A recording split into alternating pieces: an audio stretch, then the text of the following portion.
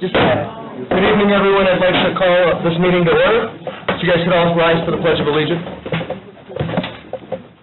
I pledge allegiance to the flag of the United States of America and to the republic for which it stands, one nation, under God, indivisible, with liberty and justice for all. All right. Hello, everyone. Let's start off with the approval of council minutes. Oh, I'm sorry. We got to do roll call first. Yes. My apologies. Councilmember Bozick. Here. Councilmember Rivas. Here. Councilmember Conover. Councilmember Graham. Yes. Councilmember Jepson. Here. Councilmember Larson. Here. And Councilmember Witten. Yes, I'm here. 6 present. Now moving on to the approval of... I'll make a motion to approve the October 24th and November 28th, both 2017 minutes, Mr. Chairman. Second. The first and the second. Any discussion? Okay, roll call, please. Oh, you didn't have to. That's all right. Okay, Councilmember Rivas. Yes. Councilmember Conover, Councilmember Graham. Yes, here. Councilmember Jepson. He is here. Councilmember Larson. Yes. Councilmember Witten.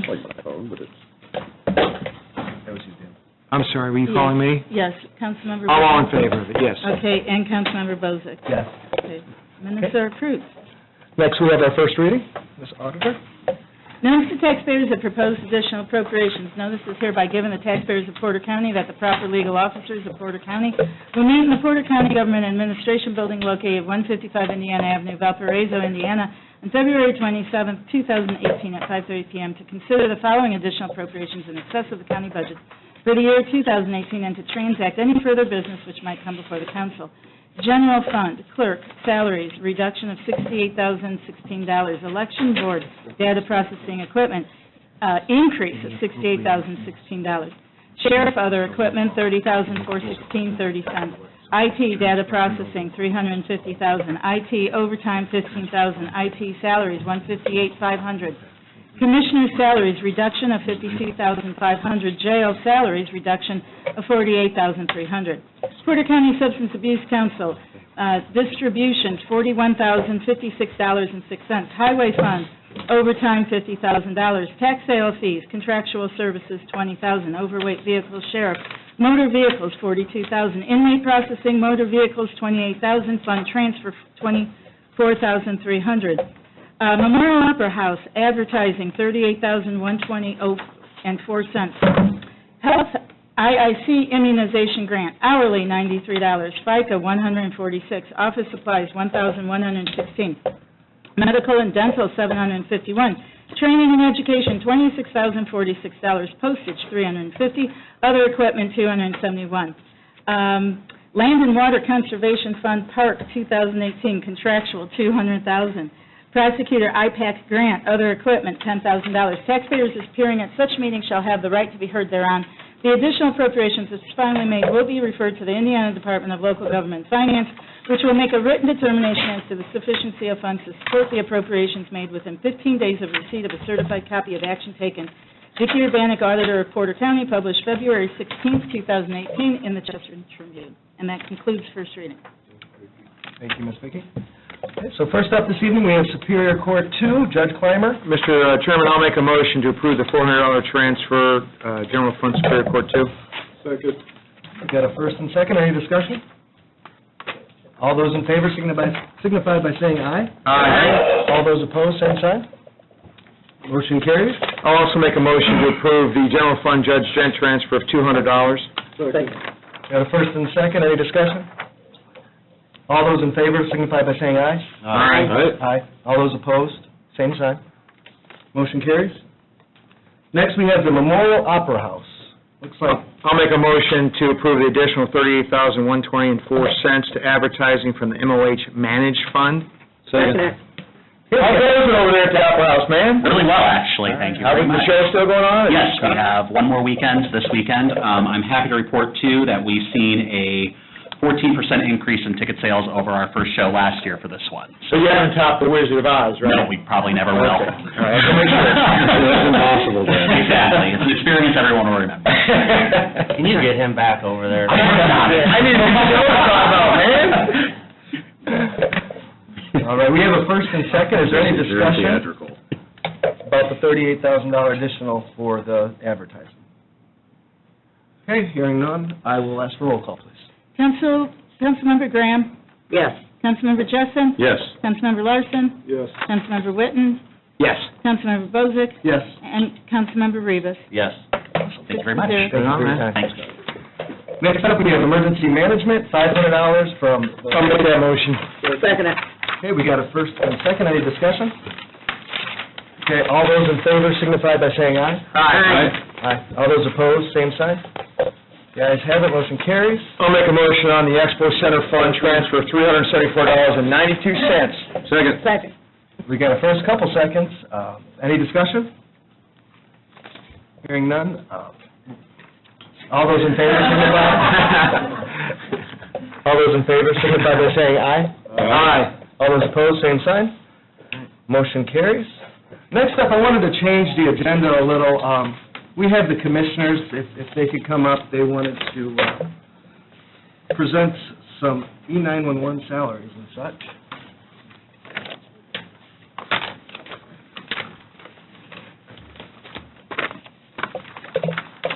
Doing good, man. Good evening. Yes, yes. Did you want to discuss not the presentation now, the IT moves right now? That's what I was looking for. We can do it either way. Well, now, let's just get it all out of the way. Yeah. Let's just roll. Yeah. I got a good feeling about this. Well,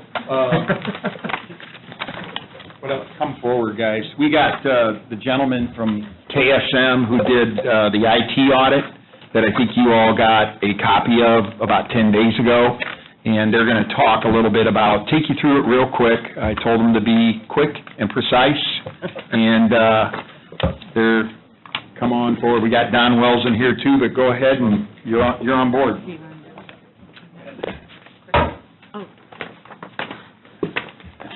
Keith is going to give you a 10-minute, 15-minute presentation of the things they found and their recommendations. Thank you. Let me just say this, 15 minutes, too long. 5 minutes. All right.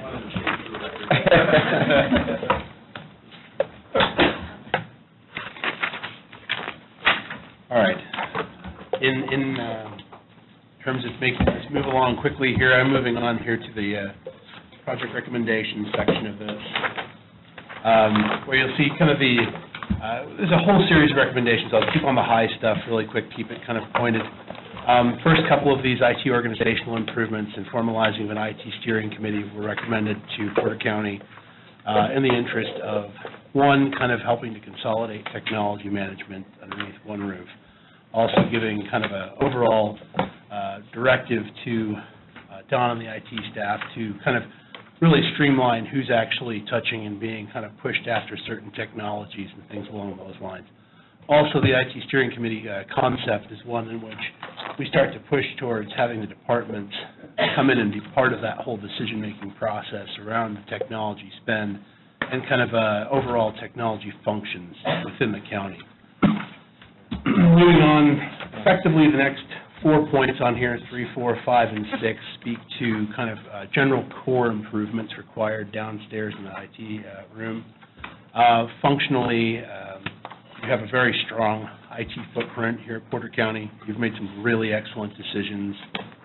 You're light years ahead of a lot of your peers in terms of the technologies that you've chosen to implement, the way they've been put together. Really does equate to a whole lot of consolidation of administration, manages to minimize your footprint of risk really well. Challenge being requires a bit of a horsepower and maintenance to keep it up.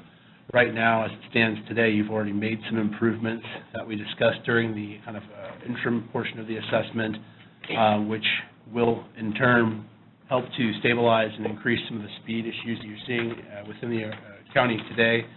Some of the other things on here kind of speak to kind of continuing down that process to improve the overall performance of the environment. Moving on, you have the jail recommendations.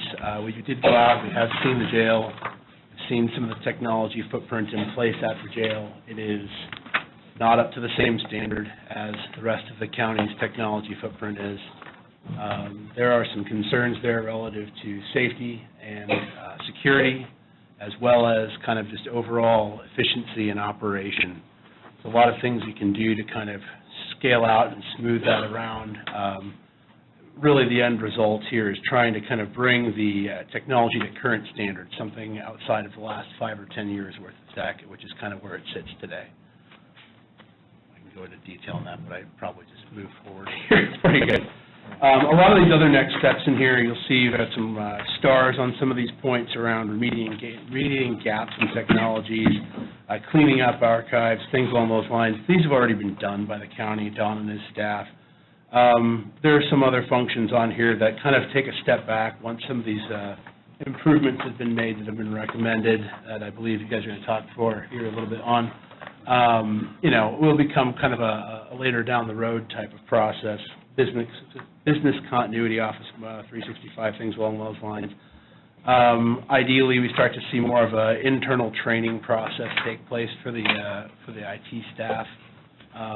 One of the things I would tell you that we noticed, it kind of goes to the improvements to the core technology that have been recommended in this. I question some of it is the technology has evolved. At the same time, I'm not sure that the knowledge of the folks actually implementing it have kind of come in line with the way the technology's evolved. It's not unusual. See it all the time. Are you talking about countywide, or are we talking about particular departments? I'm talking about within the IT footprint. Okay. So you see certain technologies you guys have in place, virtual desktops. You have everybody's got thin clients on their desks around within the county. It's a great idea. It really does minimize your risk. It really does mean that these guys can accomplish a lot with fewer people.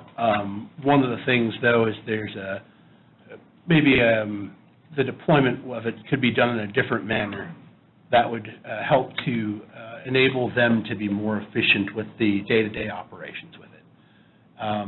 Things along those lines, it's a newer methodology. If the folks had the training to go through the process to actually deploy it in that manner, you would see a net kind of reduction in the amount of time spent kind of rebuilding certain pieces of this to satisfy folks' issues. So there's a fair amount of that going on. Also, when you look at technologies like your firewalls and things along those lines that protect you from the outside world, that technology evolves very rapidly. And it's important to make sure the folks that are managing and maintaining that are kept abreast of the new technologies and the new kind of capabilities of the technologies out there, so you don't expose yourself unnecessarily. Don's gone through the process of pulling in some IT policies, which is also a good step in formalization of kind of what we do relative to technology and what the expectations are of the end users of the technology. That's already kind of made its way to HR for some of the functions, and the department's working on internal to the department functions on that.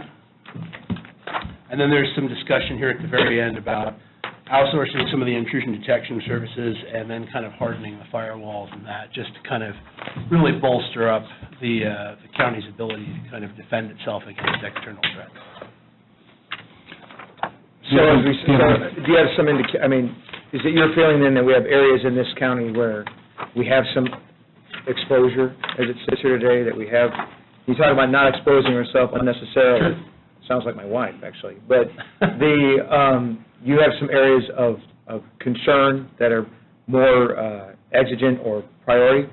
Yeah, I think you go to the jail, for example. I think what you see there, what we found in the course of the assessment and kind of from the discovery facet was we have some very old technologies in play.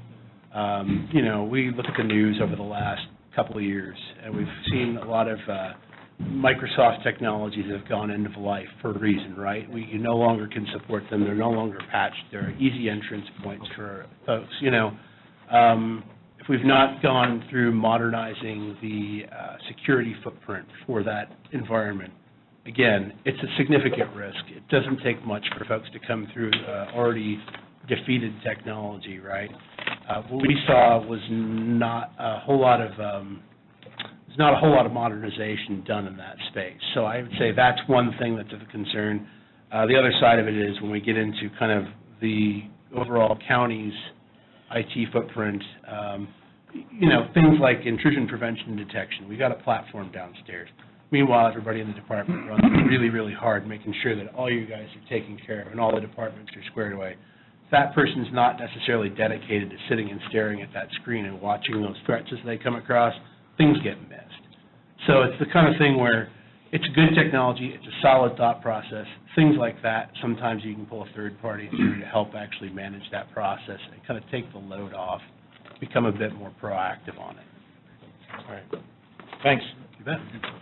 Is there any, is it going to increase internet speed and all that stuff, the broadband speed I've heard complaints around the county about slow internet and not able to complete their jobs because the internet's so slow. Does it address that? I wouldn't say things like modernizing your security are probably going to dial right into that. I would say, and I know we kind of talked through this during the course of the assessment, I think if we start looking at a lot of that stack, it kind of boils more down to the core infrastructure we talked about at the beginning of this. I think that your internet's probably not at the root of the issue. It's probably more we need to throw a little more horsepower on the systems that are in existence downstairs, which is something that I know Don's got on the agenda here too, is just trying to kind of pull that piece forward. That moves forward, all of a sudden the delivery. That is true, yes. But things will be faster. Right. So do you feel an in-house training program is something we should implement, or should we outsource that? I mean, it seems like you kind of split on both of those. Right. I think for the higher tech platforms, things like, say, you have a VMware platform that does all of your virtual desktops, goes to everybody's employment, right? I don't know that you have the in-house technology skill to be able to train on that. You're going to need to bring that in from the outside. Whether it's putting your people out to training or delivering something in, it just kind of depends on how you choose to kind of consume it. Things like the network components are the same sort of spot where they change enough, it makes sense. If we've got somebody on staff who is really targeted at that technology, they are our network engineer, they design, they implement that. Let's get them out to training on these things on a regular basis so that they're coming back with the latest technology so they can employ that and take the county forward. So along that line, do you have an implementation schedule that you would say this training coincides with this product that you're trying to supply, or that you want to see implemented initially? Not at this time, but it wouldn't take a large stretch to get to that. Okay. I don't think. Don, do you have something to chime in here? I mean, I'd like to hear from I you. put together the two-year infrastructure plan for you to see if I get the money, how I'm planning on spending it for the next 2 years. This first slide I put together is each one of the different color boxes is a project that we want to put together for the next 2 years. Highway Department, we're looking at spending about $500 for that. We actually installed the new rack already, and we've pulled out the cabinet that we're moving to the data center. So that saved us about $1,000 just by using existing equipment. Here you can see that we've already installed the UPS, the patch panel, and the switch. So this project is completely done. We used part of that $200,000 I got in my budget to pay for this one already. We're looking at a fiber link between the courthouse and the admin building. We've just got the parts in for that. This is going to replace our 300 megabyte link between the two buildings. So theoretically, our transmit speed will go from 300 megabytes to a maximum of 10,000 megabytes, which is a big difference in speed. So. Admin Center, we just got our storage, the new storage we purchased is in. We're trying to get it up and running now. We did some testing today. The testing looks really good. It's double the speed between the new storage we tested today. It has a double speed of what the old storage currently that we have now. Still under testing though. This is the open space I have left in my data center. This is the new rack that houses some of the storage we're putting together. Switches at the courthouse, all our switches are 100 megabyte ports on them. The new switches are going to be 1 gigabyte. The VPN that we have to the 4D Prosecutors Child Support over there at 15 North Franklin, right now the VPN goes from their building into the courthouse. we're going to be moving that into our building. There won't be any costs there other than a few hours of my engineer's time. The switches at the North County Complex need to be replaced. Switches at JDC, EMA, and Highway. Switches at the admin building we have to do. The big one here is the telephones. Our telephones, other than the jail and the sheriff, are about 9 years old now, and they all have connections of 100 megabyte. The new phones that we want to purchase will be 1 gig phones, which will be, and the reason why we have to do that, because the computers actually plug into the telephones, and the telephone plugs into the wall jack. Is there any resale value in the old phones? I got a discount on the pricing for the phones. They gave me a discount for trading in the old phones, so. I've been in contact with Midco, and I'd like to go partner with them so we can run a fiber link between the JDC and my building, and so I can eliminate that 300 megabyte wireless that we have now.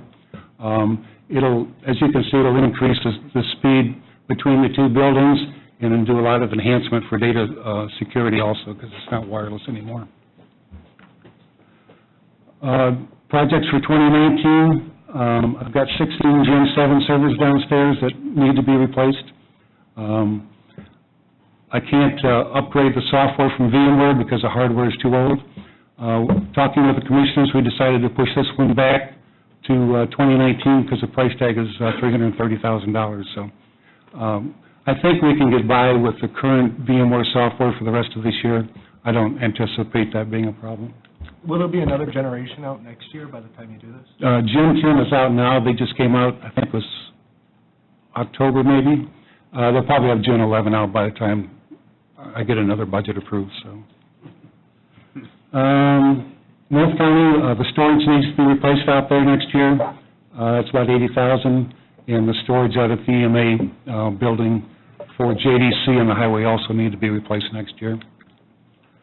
Overtime, we don't have an overtime budget.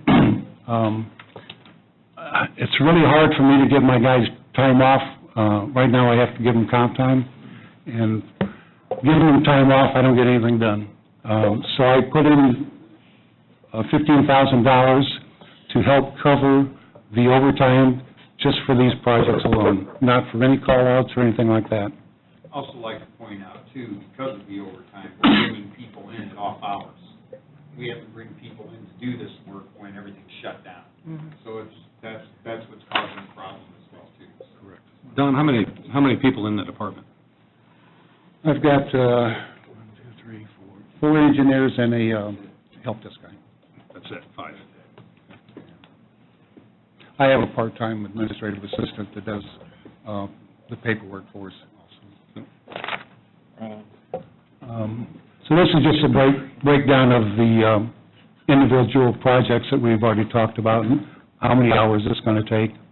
For the 2-year plan, we're looking at $863,000 for the equipment cost and almost $17,000 for overtime. So all of the stuff that we're doing is going to coincide with the remodeling that we're doing to these buildings? There's nothing that we're going to do that's going to... Some. That'll be the other questions that I just... We're still working our way through a lot of those things yet, especially for North County. We Yeah. might have an opportunity, but again, the speeds are so slow with the switches and stuff, the stuff that we would need to do up there in phones, you could get an instant gratification right away. And those buildings are going to be open while we're renovating. Right. So, we just decided to go all in, because you could lose, if you wait, it's 2 to 3 years, 2 years maybe, year and a half, by the time you get it all up and rolling. Right.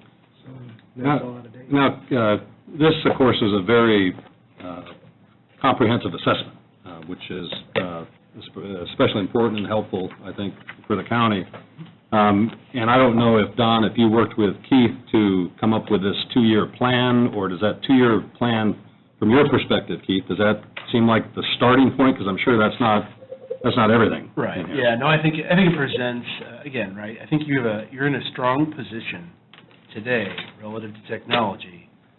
This presents kind of the shoring up of that, and I think it absolutely presents kind of a plugging of holes, filling of gaps, right? Moving forward past this becomes more of a strategy discussion, so.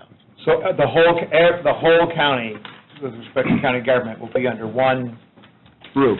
Is that right? We're not going to have IT over here and IT over there? Correct.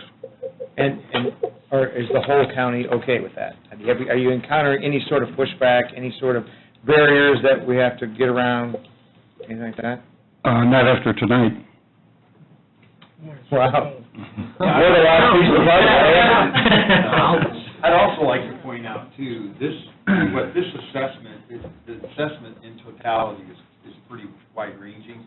What we're presenting to you now is what's going to take care of most of our typical IT issues within the county, email, speeds, all those other things. There's another shoe here that we'll be bringing to you later on, and that's 911 and the jail. As the audit points out, there's some very old equipment in there. What we're seeing out there in the 911 jail world, this equipment is big-time money because of the redundancies and all the safety features built into it.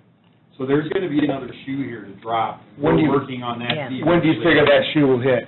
Well, this year or next year? Well, I think we'll definitely have a discussion this year. Right. Where it falls in the whole scheme of things, where are we going to be with budget time and all those other things. So we're definitely going to, this was monumental in itself, just putting this together.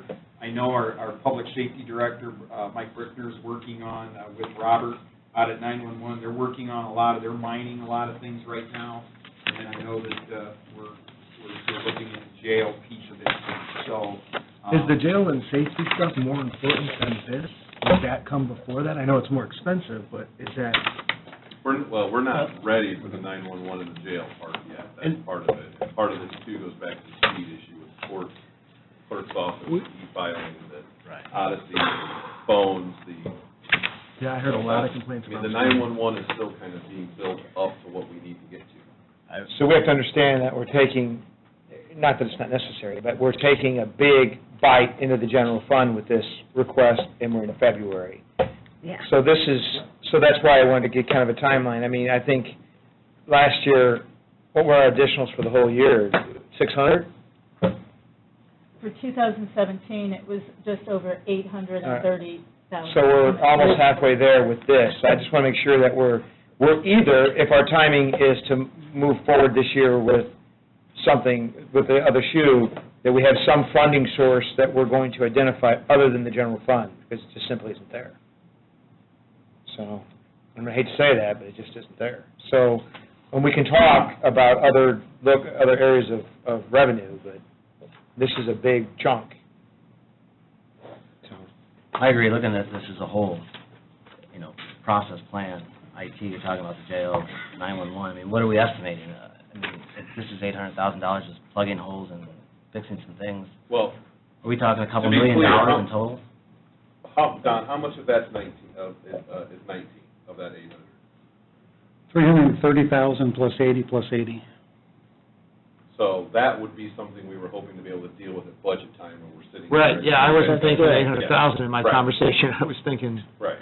the 4. And frankly, on the 911 side, I don't have a good number. And we're also, once we start working on the location of the new place, there's going to be infrastructure needs in there, and can we do some of this at that time?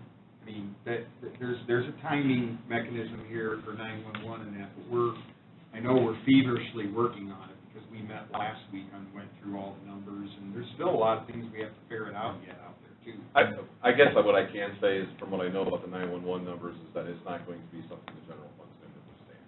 And that's where I'm going, it's a whole project, I'm trying to look at this as a whole project. That would definitely have to be some sort of capital expenditure from some other source. It's not a general fund request. It's not an additional general fund request. There's only so many taters in the sack, man. As my old man used to say. Only so many taters in the sack. Did anyone else have any other questions?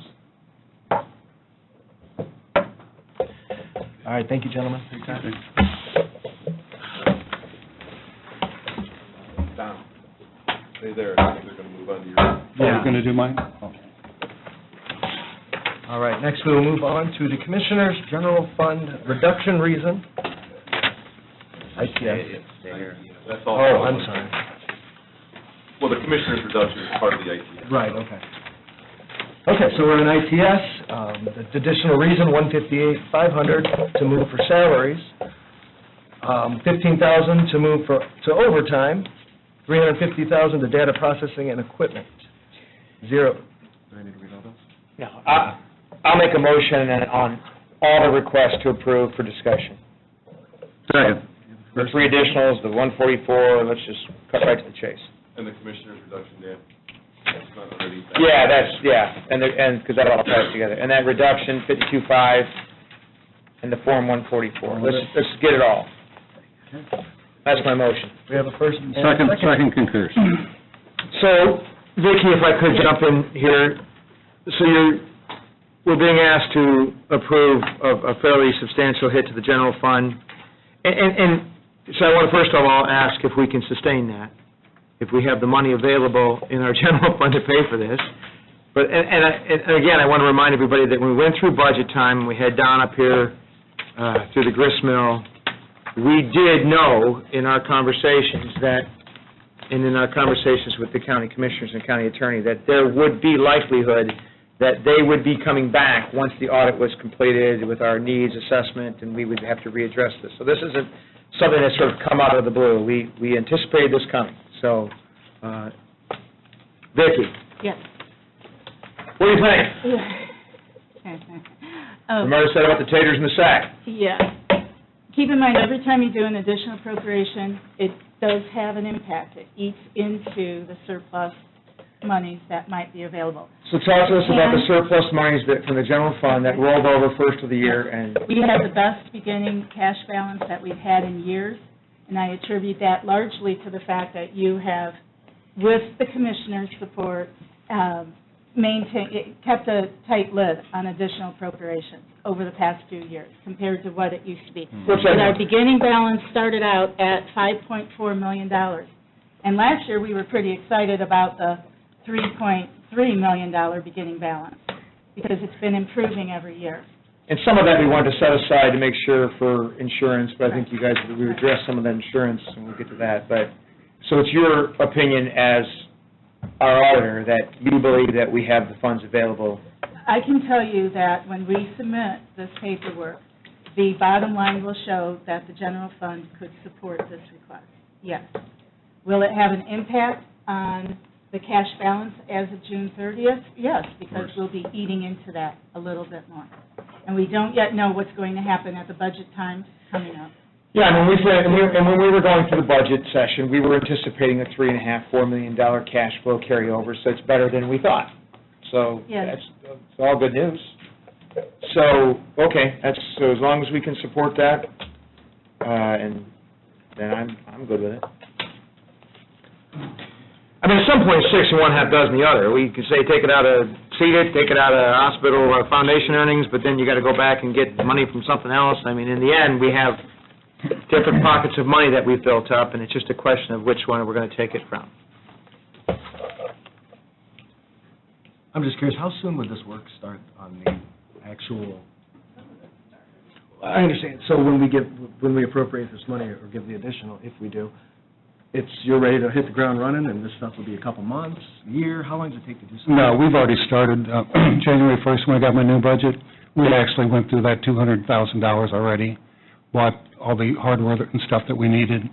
The thin clients that we were planning on replacing, Portage is done, the courthouse is done, the administration center's done. All we have left to do is EMA and JDC.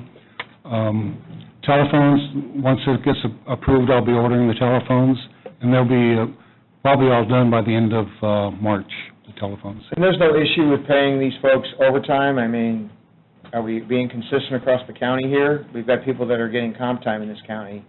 Are we straying off the path here by saying picking and choosing? Scott? No. Harold? The council has the authority to approve it, comp or... I mean, I was But to be clear, to answer it crystal clear, the employees who would be getting overtime would be non-exempt, would be the non-exempt. Non-exempt is like nobody that's excluded from the Fair Labor Standards Act here, there's no exempt people nothing like that, right? Correct. This overtime's not for Don, this is for the guys, and if they worked it, they'd be getting comp time. Okay. This is- Because Don, I wouldn't vote to give you paid overtime. I want you to know that. I don't want it. I've been here a long time, and I've seen over the years that it is really hard for the IT department to give people days off.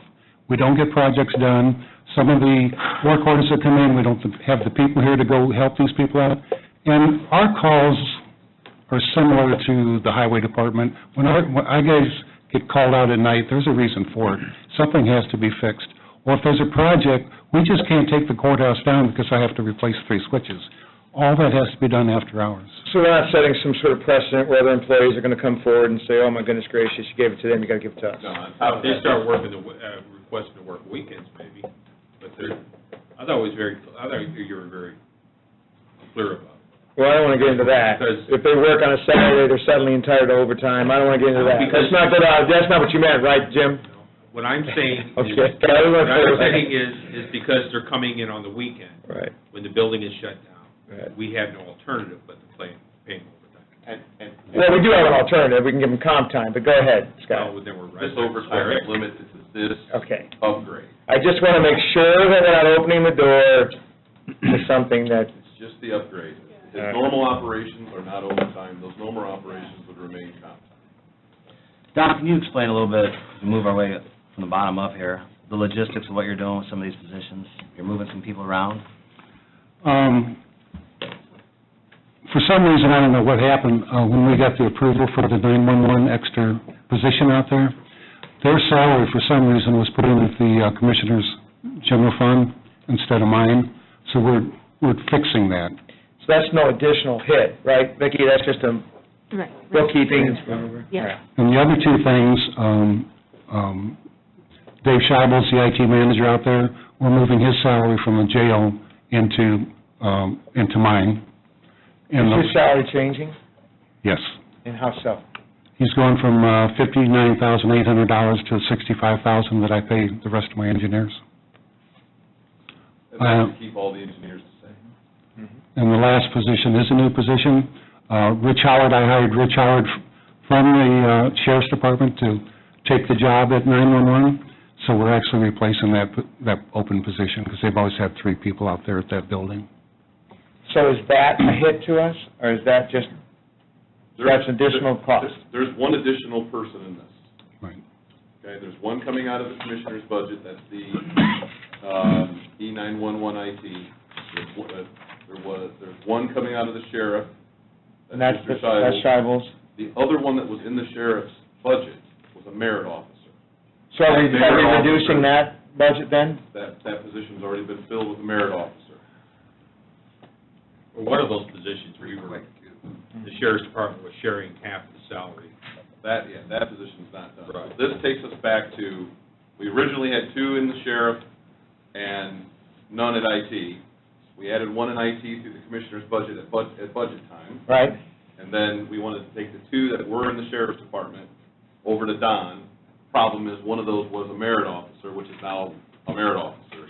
So the one that we were splitting 50/50 between the 2, That, we're not addressing tonight. that wasn't that Scheibel's? No, No, that would be, no, that was a different lady. Somebody else. So that's not changing? That doesn't exist right now. We didn't have half back on our side of the budget. All right, so we didn't budget for that. Right, that was part of the way we got the funding. position was. Gotcha. That's how we moved it all around. Gotcha. And as we look, it's my impression that, from the Commissioner's viewpoint, that they are in support of the assessment, they are in support of the plan, and they're in full support of the requests that are on the agenda tonight. 100%. This is all just moving everybody under the IT, under you. And the sheriff, you guys have worked with him, and he's comfortable, but he's going to have somebody over there with 911, you obviously, nothing's being... Yeah, and that's why we've named them, the 2 coming out of the Sheriff have some sort of public safety designation, because ultimately, we know we have the 2 people that need the support in the jail and the Sheriff. Is there anything from the sheriff's department of concern with what you're hearing tonight? No, we've been working with them Okay. for quite a while to try to get this straightened out. The deposition we worked out, just pulling tribal over to that project. All right. Yeah, right on. Sounds good. I'd like to call the question, Mr. Chairman. All right, we got a first and second. Roll call, please. Councilmember Jessen. Yes. Councilmember Larson. Yes. Councilmember Witten. Yes. Councilmember Bozick. Yes. Councilmember Rivas. Yes. And Councilmember Graham. Yes. 6-0. Right on. Thank you. Thank you guys very much. Appreciate the presentation. Yeah. We're gonna see a huge. You want to do that? Sounds good. We will not be able to fix it. Do our additional. You're going to have to be patient. Okay. I think now you guys are just down to a presentation. Right. Let's roll. And this will be brief, we'll just keep it moving, Dan.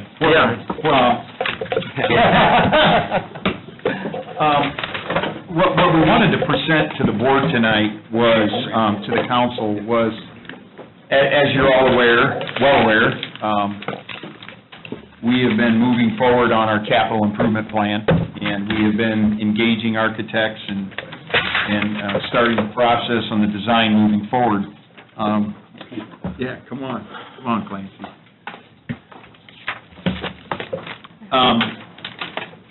Right after the bonding and everything was pretty much settled in on, and we were moving forward, we received a phone call from the Portage Township trustee. That's Brendan Clancy right here to my right. And as you all know, Portage and Portage Township approached the county, the Board of Commissioners, to see if maybe there would be some type of way that we could work together out on our... Portage or Portage Township? Portage Township, Which encompasses the entire city. of Portage. Yes, I've been there a time. Always poking the bear. Yeah. When they contacted us to talk about maybe some space opportunities and some other things, and what has evolved out of this discussion is we started taking a look at our building up there that we're going to be doing a significant renovation to. In that renovation, originally, we had an assessor's office, we had a community room, we had the health department moving back in, and that was all part of the large addition to the North County complex. When we met with Brendan and started talking to them, we started to realize that maybe there were some synergies here. What came out of that is what is in front of you today. And what you're seeing here on this site plan is a building that would be very similar to a strip building, strip retail, but it will look very nice. You're going to say strip club. No. Okay. That's on the other part. I understand. That's future. That's future development. Understood. And out of that, what we've come up with is a 12,000 square foot building that could be split between the township and the county. And then Brendan they would move their trustees' offices into there, and then they would also move the Portage Food Bank into there, which is in desperate need for a new location up in the Portage Township area.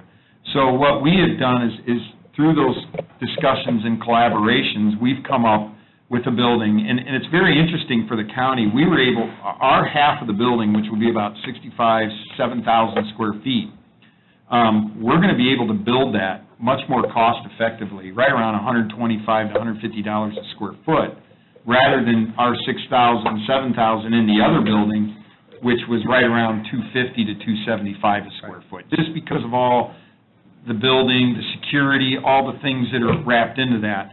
So what happens is we now share a space, share a building. Portage Township will be bringing money to the table. They're going to be doing some bonding. We've already been working out through some of the splits, and I can get with Scott. I mean, we'll let Brendan speak here in a minute. It makes our building a little bit simpler. Right. It makes it more of a single-purpose building for holding courts. And so security, all these other things we can dial down much harder on. And then put these other service spaces in here in a little bit less expensive setting. But yet, what it also does is it creates to the government complex that we've started out there to do. If you also look at the overhead, you will also see as it ties into the Porter Hospital development right next to us. You can see we're lining up roads, so there should be really good circular patterns in there. The parcel that's out by Willow Creek Road is going to be a parcel that we've created that the county would be interested in selling. So it would be an out parcel on Willow Creek. So I think there's future potential there for revenue for the county if we so choose. And there's also another couple locations on here that if we ever wanted to do another similar type building, a little bit less expensive if we needed something. So the complex is set up to grow, it's set up to operate in the way that it is, and we think it's a very, very, very good entrance into this development. We think it's the right thing to do. I think collaborating with Portage Township, as you all know, we're doing a lot of work in Portage Township right now. Right. And this, to me, is just an extension of that to continue on. And there's no doubt that a huge portion of our capital projects are in Portage Township, so that is fantastic. And I like the idea, I've had some conversations, I mean, I knew this was coming, obviously, and I like the idea of the Portage Township area having sort of a government complex for all their government needs. I know the food pantry, there were some issues with the location of the food pantry. This resolves those. Brendan, you can speak to that. So I don't know what the thought is with selling off the other parcel. I mean, I have mixed emotions about that. I would like to see this as a government corridor. But just to kind of address some of the things that things I don't think are necessarily true, but that I've seen, on different social media sites. So this isn't going to create in the Willow Creek Road passageway. This is not going to turn it into some huge Route 49. This is going to fit in nicely with your, Willow Creek Road extension if we head that direction. All those things there's no reason for us to believe that those things are true, correct? That it's turning into a super speedway? Or yeah, you've read the same thing. Yeah, no, first of all, the only thing that this board has moved on is a study of a corridor, a 2-mile corridor. That's all we've done to this point. Right. I think that there's, as I've learned from the attorney McClure, the art of the word, or what do you always call it? I think it's, I think those are the kind of things that we're trying to be very sensitive to. This is a sensitive area because of the city, but again, I think what it does, though, is it sort of further solidifies this piece of property and the selection and where the location is to there, and then sometime possibly maybe future down the road, we have a better access to get up there from the south, and I think that's what a lot of the planning, and with regards to selling the piece of property, Dan, I'm not saying tomorrow, I'm saying that that's an option that the county has. I don't, it seems you would want to almost hang on to it before Willow Creek gets done. Right, exactly. So just wait. Yeah. So, we're the government, we can wait on certain things like that, but, I just know that, and I don't know, Scott, if you want to talk a little bit, or Brandon, you want to give your 2 cents, talk about a little bit of the structure of how we put this together, too, because go ahead, Scott. Thank you. Basically, this morning we met with Brendan to try to work out some of those details, but basically, what's making this work better for us and for the trustee is that we're able to do it under one design contract, one bid process, one building time. We're all getting the bulk effect of that. And basically, in a nutshell, what we discussed this morning, and we're working as hard as we can towards an MOU from the building standpoint, is probably the design, the construction management, probably the site work would be based off a percentage of their square foot of the total. Other than that, because we're using Skillman as our construction manager, we're going to be able to pull out, when we bid in total, those bids will, on the building itself, the trustee's office will be able to then approve, or actually the contract will be directly with the trustee. And so, but it'll be one bid here, so then, at the end of the day, they're not spending any on us, we're not spending any on them, And because we're together, we're actually probably saving quite a bit of money. I mean, I like the idea of us partnering with Portage Township. I mean, I think it's huge. It's our biggest city is contained in the township. I think it's a wonderful opportunity to bring a one-stop shop for government services, county and township to one location. I have a tremendous amount of faith in your advisory board, since my old man's on it, and I would be grounded if I said otherwise. I think that this is a wonderful idea. We've heard a lot from Dan tonight, and I anticipate we're going to continue to hear a lot Oh, yeah, more. I'm just getting started. I'd like to hear from This is the warm-up, Jeremy. I would also like to point One out. more word when I turn my ire on you. From the Board of Commissioners, we're also, part of this MOU we're working on is how we're going to do snow plowing, how we're going to do lawn mowing. We're going to use some of their resources they have up there. We're going to use some of our resources that we have. So we're not just building a building together. I think they're even going to be taking part in the programming of the community room for the county, because they have staff and people right there. We do too. So we're working through these issues, but it's not just for capital investment. This is an agreement that we're going to work on and have an agreement to where we're going to work with each other to take care of the place too. I'd really like to hear from Councilman Rivas. Do you have something to say, Jeremy? I think I already said it. You were sitting quietly all night. I didn't know if you were still here. Before you get started, could I ask you a simple question? Who's got control of the mic? Does this go far enough for you? Do you think this opportunity here is large enough, the structure big enough? I mean, do you think this is going to fit your needs? Is it immediate needs? Are we looking at the future with this structure? It's a combination of both. I would like to think that anything that we do, we look to the future. I can see this being able to facilitate our needs for the next 20 to 30 years, I would hope, in our planning process. And with that being said, also the food pantry. When we look at the amount of people that they serve and, how those numbers change or how they stay the same, I think that they're in the same, I would say, the same situation, so. Yeah, I've always worked with the Chesterton Food Pantry, and we've always outgrown the space. It just continues to be a larger demand on space. So but that's a great question. With that being said, being that it's a new facility, you're going to be able to also do a lot more with the proper space. It's very rare that you have the opportunity to actually design a food pantry. How does this food pantry space compared to the food pantry space before? It's 3,500. The square footage is 3,500, but you can't really compare it square footage to square footage because they were in the old adult ed building, and they had food stored in classrooms, and they had refrigerators in back rooms, and they provided the services in the gym. And obviously, most of the volunteers there are elderly, and it's a lot of work for them to get even the food in the building and moving things around. So with this new construction and design, it's going to be an amazing win-win-win. I mean, across the board, obviously, we're bare minimum 10%. Bare minimum 10% in construction costs for us. We are working on doing a land trade, so there's going to be no cost to property for us. It's almost invaluable, and when you look at the long-term working together to maintain the facilities and the grounds, so it's working together and it's saving money. Obviously, with the bonds, the rates the way they are now too, it's really a win-win-win.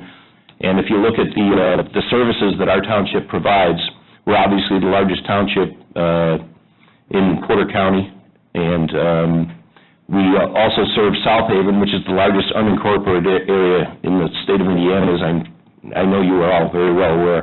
So it's a great step forward.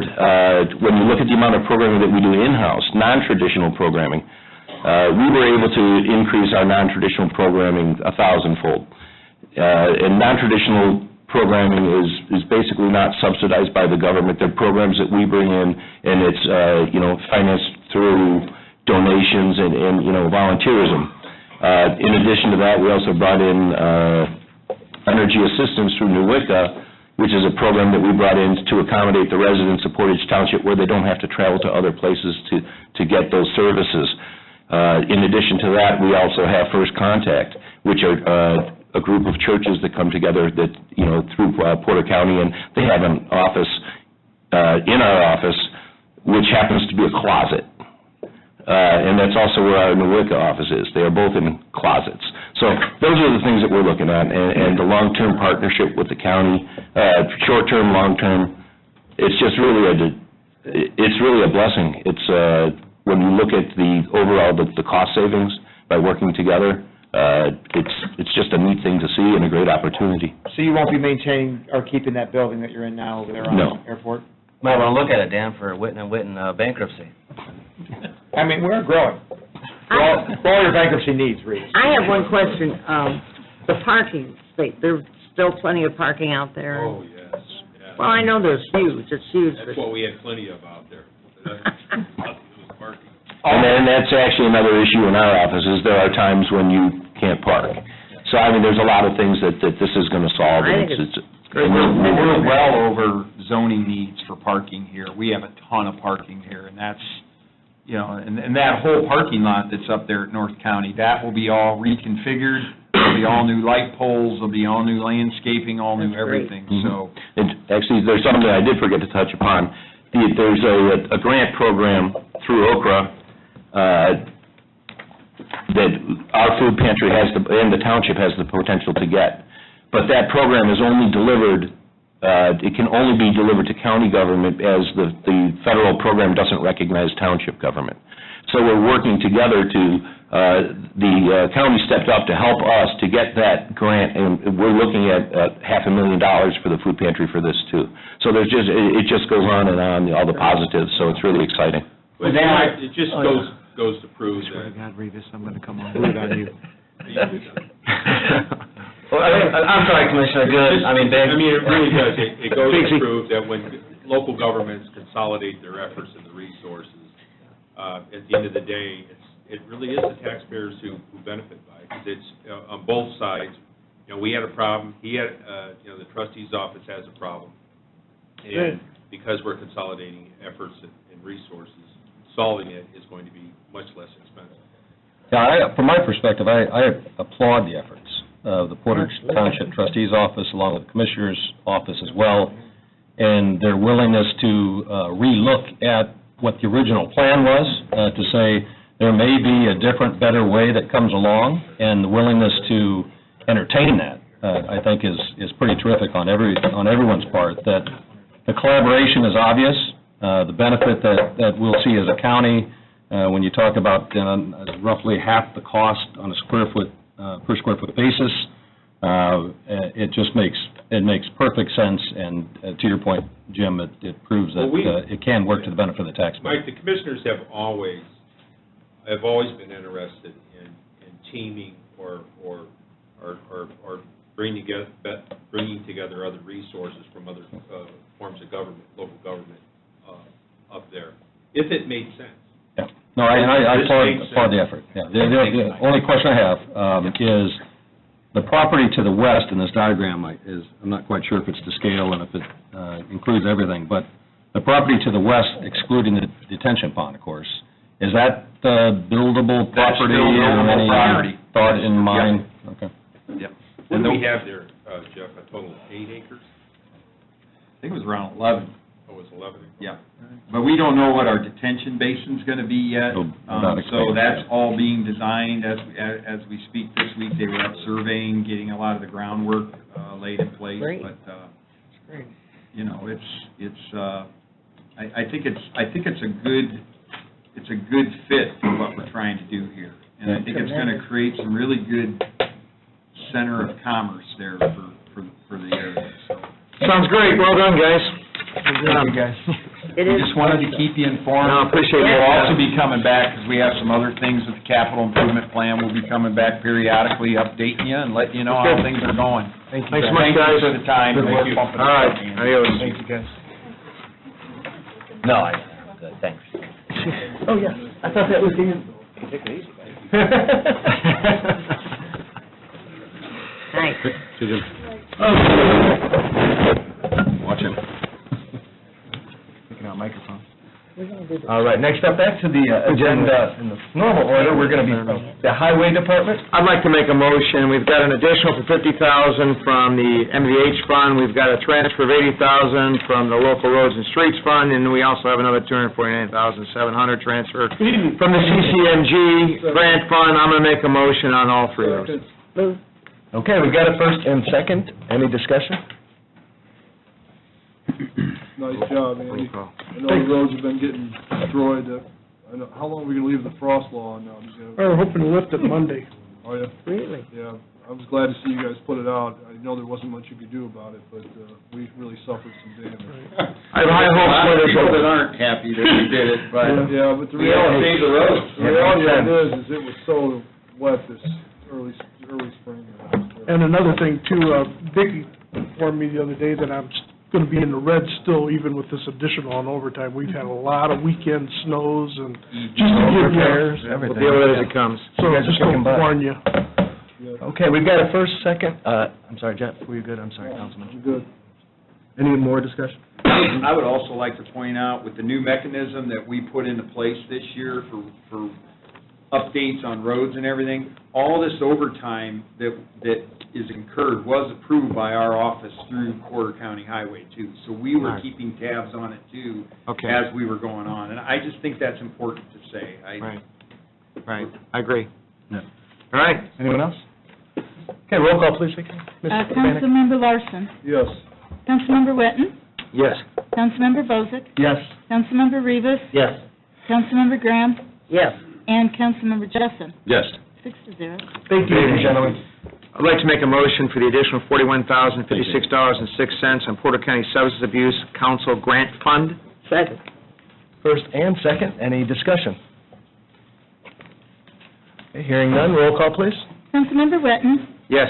Councilmember Bozick. Yes. Councilmember Rivas. Yes. Councilmember Graham. Yes. Councilmember Jessen. Yes. And Councilmember Larson. Yes. Thank you. Thank 6-0. Thank you. Thank you, Deputy. I'm sorry, I'm No, trying no, to keep it no. going, but I'm with you. Okay, next up, we've got Parks and Rec. We've got $200,000 for contractual services, and that's an additional, and $1,546 for training and education as a transfer. I'll make a motion, first, just on the transfer of $1,546 non-reverting fund parks. Second. Okay, first and second. Any discussion? Okay, hearing none, all those in favor signify by saying aye. Aye. All those opposed, same sign.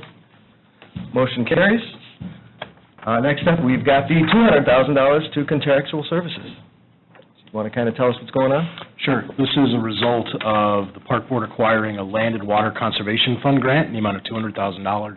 This will start the building project out at Sunset Hill Farm. One of the things that Auditor Bannock has been really good about helping us with is making sure that we segregate grant dollars from any other funds that we're using for the project. So the overall project is not $200,000, but the grant portion is the $200,000 from the feds that will flow through the DNR. So this allows us to start that process moving forward. Walter, I'd like to ask just a question. I'm kind of familiar with the Foundation Board. Now, does this grant, does the Foundation, does it have any grant that you're relying on for this? Yeah. Are they giving you money? Yep, the Parks Foundation has committed funds to this project as well, correct. And that has all been approved through their lawyers and everything? You can say that? Yes, yep. In fact, one of our board members is here with me tonight. Is that right? Yep. They should have come up? Okay, that's all I wanted to So know. we're certain the $200,000 grant is coming through? Yes. There's no question that it won't be No, pulled back? that's a long-time done deal. There's a, I believe it's called a purchase agreement that the state actually issues, that's on file with the auditor's office. And Walter, could you refresh my memory, what will be the cost of the overall project total? Our total do not exceed cost, I believe, is $479,000 and some change. I'll make a motion on this additional. Second. Okay, first and second, any discussion? Hearing none, roll call, please. Councilmember Bozick. Yes. Councilmember Rivas. Yes. Councilmember Graham. Yes. Councilmember Jessen. Yes. Councilmember Larson. Yes. And Councilmember Witten. Yes. 6-0. Thank you, sir. Have a good evening. Have a good evening. I'll make a motion on all the additionals on this Health Immunization Grant. Second. First and second, any discussion? Hearing no discussion, roll call, please. Councilmember Rivas, Yes. Councilmember Graham, Yes. Councilmember Jessen, Yes. Councilmember Larson, Yes. Councilmember Witten, Yes. and Councilmember Bozick. Yes. 6-0. Have a good evening. Next up, we have the treasurer. I'll make a motion on that 20,000 additional from tax sale fees fund. Second. First and second, any discussion, additional discussion? Hearing none, roll call, please. Councilmember Graham, Yes. Councilmember Jessen, Yes. Councilmember Larson, Yes. Councilmember Witten, Yes. Councilmember Bozick. Yes. And Councilmember Rivas. Yes. 6-0. Thank you. Are we going to What's that? allocation? Yeah. What's up? She's, Yeah, what do you got? Oh, yes. This I'm is- sorry, I didn't Yeah, see it. this is the breakdown of how we divide up any interest that we receive off of general funds on a monthly basis. This chart has been passed down, I don't know when it was first created and who decided it. Vicki, what's your recommendation on this? Do you have any thoughts on this? So we met some time ago to look at this, and I think the thought process was that we should direct the interest earnings as long as the treasurer is in agreement, to some of the funds that we need to keep, a better eye on, a close eye on. Some of the interest is going into funds that aren't really used that much. So if we look at, say, the general fund, the CCD, I'm in agreement with what Michelle's proposing. All right, that's my question. Yeah, the other thing to mention too is that any interest that's earned off of tax collections either needs to go to general fund or highway meet. That's my understanding of the statute. And so that then causes us to break this out even further. Where I know like the park grant, generally, we're receiving like 2 cents a month into that, and it involves at least 3 employees to do that.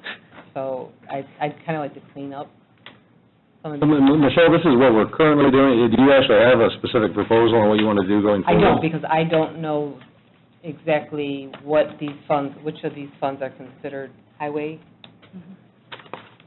or how does it state it in the statute? When do you need an answer, on this from us?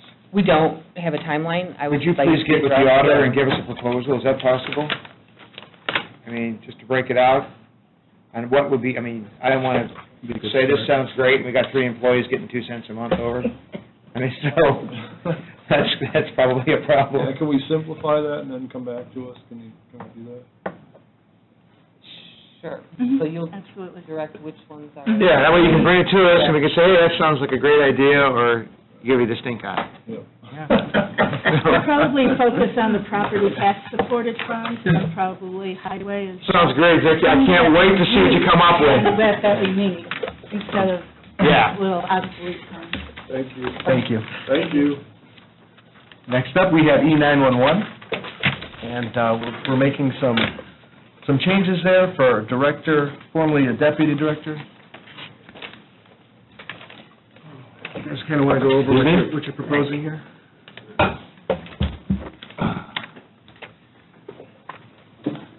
How you doing? I've got Judy Girls with me, my administrative assistant, to answer any of the hard questions, so. Is this mainly your name, you're just changing some of the titles? Yes, ma'am. I think we're hitting our surplus, our surcharge fund a little bit, aren't we here, Vicki? I'm sorry? Their proposal, does it impact the surcharge fund? Are we burning up surplus here? What are we doing? Okay, at the start of this year, E911 had a beginning balance of $1.3 million. Yep. We get monthly revenue of about $147,000 through the state surcharge, so if you look at that from a whole year perspective, it's about $1.77 million. So if they're going to spend on their entire budget this year, which is largely for salaries and overtime, we would anticipate an ending balance of around $800,000. So the answer is yeah, we're burning into the surplus. What's the total of that budget? Their total budget is just under 2 point, Out of the Great. surcharge? yes. And then we have others. Well, we have a foundation budget. Also, this is February, okay, no one thinks So I just want to be clear, so we are, by doing these things, Vicki, are we then, because I know we're taking somebody up here, and we're changing the number of telecommunicators down one, but I don't think those positions are filled. I don't think we have 35 right now, do we? We're only at 20. We're not going to spend the total budget this year. Yeah. That was going to be my final question. Correct, yeah. Why are we only at 20 if you have 35 current positions? That's what we're budgeted for. Wasn't it you guys were working That for? we've been understaffed Are you having for trouble quite a while. attracting new candidates? Well, we just gave a condition of hire to 5, and we just tested another 5 today. Yeah, so we've been totally restructuring the entire 911 operational system. That's what some of these title restructuring more accurately depict what they actually do. It's just changing the titles of what these people actually perform there. One of the things that we've been working on is the hiring and recruiting process that we've totally reworked. So we are getting some good applications. We've totally redone our testing and pre-hire process. We're looking now to have these people hired and trained in half the time it's been taking. It's been taking close to 9 to 12 months to hire and train somebody. Now we're looking at, our goal is 4 to 6 months. So this is all part of, there are a lot of moving parts going on at the 911 center right now, and this is a piece of that. So are we giving, with all the title changes, is anybody getting a raise? What we had a conversation with Councilperson Graham. We are looking to give some specialty pay to people that go above and beyond, or we're asking them to go above and beyond what their job description is. So CTO is a certified training officer, and I just mentioned that we're going to be hiring and we're training on a continuous basis there. And what these are, they're dispatchers that are taking on an additional responsibility. And in the past, some of these dispatchers that were training officers would have to be paid overtime for their additional job duty. So this way, by giving a $1,000 stipend across the board, it's actually going to save money. It's going to be cheaper than what we would be paying in overtime. So you're not going to pay you're on 12-hour shifts, and so you're not going to be paying them overtime for the... It's just going to be, correct, it's just going to be a $1,000 stipend. It's a specialty pay for the certified training officers. Your overtime is going to go away then? That's what I'm hearing you're saying. No, we're not going to pay them overtime to be a training officer. No, right, yeah. Are you asking is... Well, I thought you said, that you just said that He's by referring giving to them that, this $1,000, that the overtime would go away. he's referring to that specialty pay that's not related. It would be additional to a telecommunicator right now whose salary, for example, is $39,131. A person who is a telecommunicator first class, who is also a certified training officer, would get that $1,000. So then that salary would be $40,131. Right now, we're giving that telecommunicator overtime. How much overtime? If they're averaging at $20 an hour, at the 44-hour week that they work, they'll get 2 hours of training time. So you get 2 33 hours overtime They every get 2 hours, and then 1 hour the 33 hours, so 3 hours of overtime per pay. I'll share with the council, we've really examined this 12-hour shift. In fact, this is the shift that I started at Valparaiso Police Department that they implemented here. And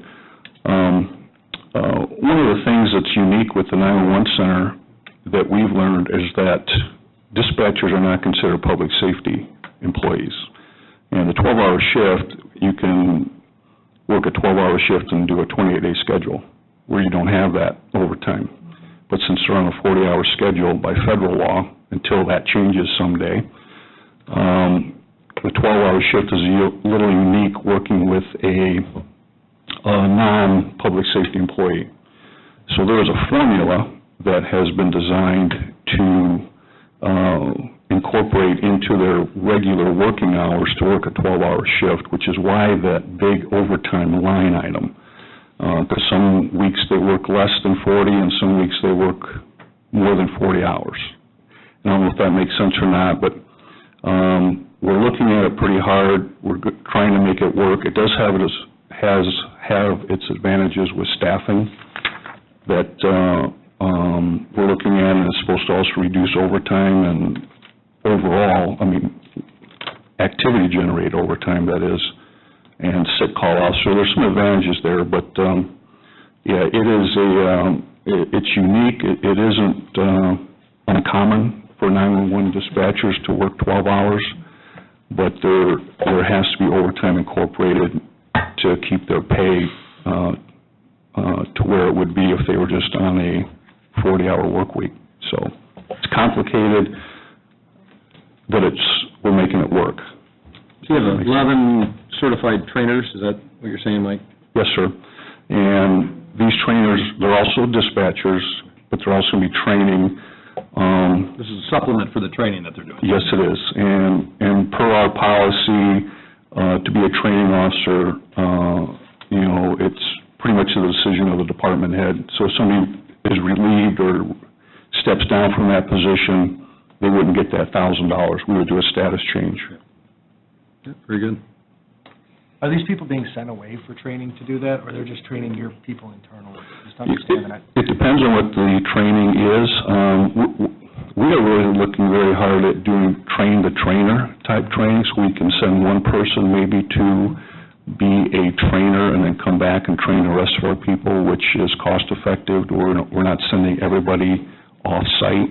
A lot of the training is done through a webinar at the 911 center. You're doing right there, the training, right? Yes, ma'am. Do other departments get any type of, how about the health department? Do they get any specialty? Training, bonus pay type stuff? Yeah. Ms. I Vicki, do you don't know? think they do. Health Department? Do they get training with all the training and certificates? Do they get any they extra receive? Do they money get benefits? No, not like this is set up, no.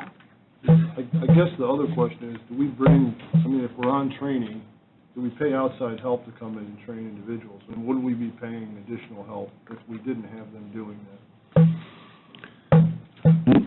Not for the training of a new dispatcher, not necessarily. We've had training dispatchers in the past, but they were being paid a lot of overtime. They have to come in addition on different times to train on top of their regular dispatching duties, so there were times they would qualify for overtime. And then you're paying them sometimes at time and a half, depending on what their work schedule was, or at their base pay. And what this is doing is if you are a certified training officer, then you get this $1,000 stipend, which when we started going through the numbers, well, in the past at least, how long it was taking to train people, that this will actually be cheaper.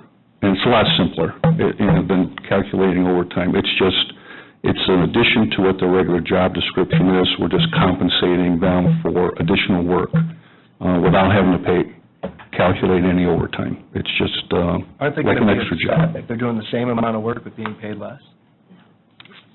Won't they be upset they're doing the same amount of work, but they're Well, being you're paid less? exactly right. That's a good point. Trying to get people to even want to be a training officer without compensating them has been a challenge. And rightfully so. They should be compensated for doing above and beyond what they're hired to do originally, and this is just one way to do that. I'm going to make a motion on the Form 144. Second motion. Okay, we got a first and second. Is there any further discussion? Just, do you think now that you've got your two departments situated in terms of restructuring and moving people around, you good? There's a lot going on, but it's working out very well, yes. Is that what the question was? Yeah. Yeah. We have a good team. You've been doing some restructuring, This is part of the 911 restructuring, yes, so part of our organizational chart restructuring, really identifying and getting specific about what people are actually doing. We've been rewriting job descriptions and, again, moving some people around to where they're, and then retitling them as what is more of an accurate description of what they actually do. You know, I'm especially appreciative of the efforts, Mike, in the sense that within the department, there's work being done, and there's no doubt in my mind that the systems has been significantly broken for a long period of time. I've heard since my time, about how we've been woefully understaffed with dispatchers, and that's continued on and on and on. So as you're restructuring the department, and as you're really determining what needs to be done for the future, we obviously understand that we have to hire the right people. We've got to train them well and develop them in their position, and then somehow get away from this situation where, we have 20 currently, and ultimately, in an ideal world, we'd have 34. So I look forward to the changes that are being made, and I applaud the efforts that you've made within the department so far. And I know there's still plenty of work to do. Do you mind, do you have an overall picture of what this is going to look like? Maybe it would help us, because when we keep coming back to this subject, we're always asking questions where we're headed, and I think that, do you have a flow chart or some way, or where you're trying to get to so that we can kind of understand as a council that this is where our input needs to be and this kind of... I do. I have a PowerPoint that, You do a lot of cartoons, that was a big thing earlier. and I would be more than happy to share that with you. Maybe the next council meeting, or a little bit, if that would give you enough opportunity, could we maybe put something together so that we can... Or maybe as we get into budget session next year, we do the restructuring at the proper time, so. I would appreciate the opportunity to do that, yes. And it might, I think, it would be good for all the council members. Mr. Chairman, I'd like to have a question called on this. All right, we've got a first and second, roll call, please. Okay, Councilmember Jessen. Yes. Councilmember Larson. Yes. Councilmember Witten. Yes. Councilmember Bozick. Yes. Councilmember Rivas. Yes. And Councilmember Graham. Yes. 6-0. Thank you. That way it's all in there. All right, you guys have a good evening. Thank you for coming. Next up, we have the clerk, Ms. Martin. Looks like we're reducing salaries by $68,016, and Form 144 of $36,920 to 0. I'll make a motion on the 144 reduction. We have a first, do we have a second? Second. Okay, is there any discussion? Yeah, why are we getting rid of a coordinator in Portage? What, I My mean, chief deputy goes over there. I don't need a coordinator. I haven't needed one for a while. How long has that position been open? It's not open right now. so you're getting rid of I moved somebody? pardon me? You're getting rid of somebody? No, I'm not getting rid of anybody. I have 4 open positions. I changed one over to hourly during the budget process. I have 3 open positions as of this point in time. But this will be one less person in Portage. You're saying you have somebody that goes over there from time to time? I have my chief deputy goes there 2 to 3 times a week. I forwarded you an email not too long ago. Yes, the 22nd. It was given to you on the 19th. I'm Right. researching it. And, well, it was supposed to be forwarded to you by a few other people, too. No, you're the only one I received one from. All right, I mean, that's a serious problem. Well, it is a serious problem in some respects. I think you need to look at the full picture. The full picture? Yeah, the full picture is, you want to get into this right now? Why not? Why not? You brought it up. Okay, the individual that came had already closed his business at 116 because of weather. Real quick. We were told by the commissioners to close that building because of weather issues. It was 2:45. The individual walked in. The individual that stood at the counter told him that the commissioners were closing the building at 3. Due to issues, liability and otherwise, that building was closing at 3. The individual requested for sheriff's service. Sheriff's service is $28. It wasn't an assistance on an eviction. Evictions are handled by the sheriff's department. You have to go to the sheriff's department and pay for that. He paid the $29.75, as he stated, but he did not go through. It was canceled.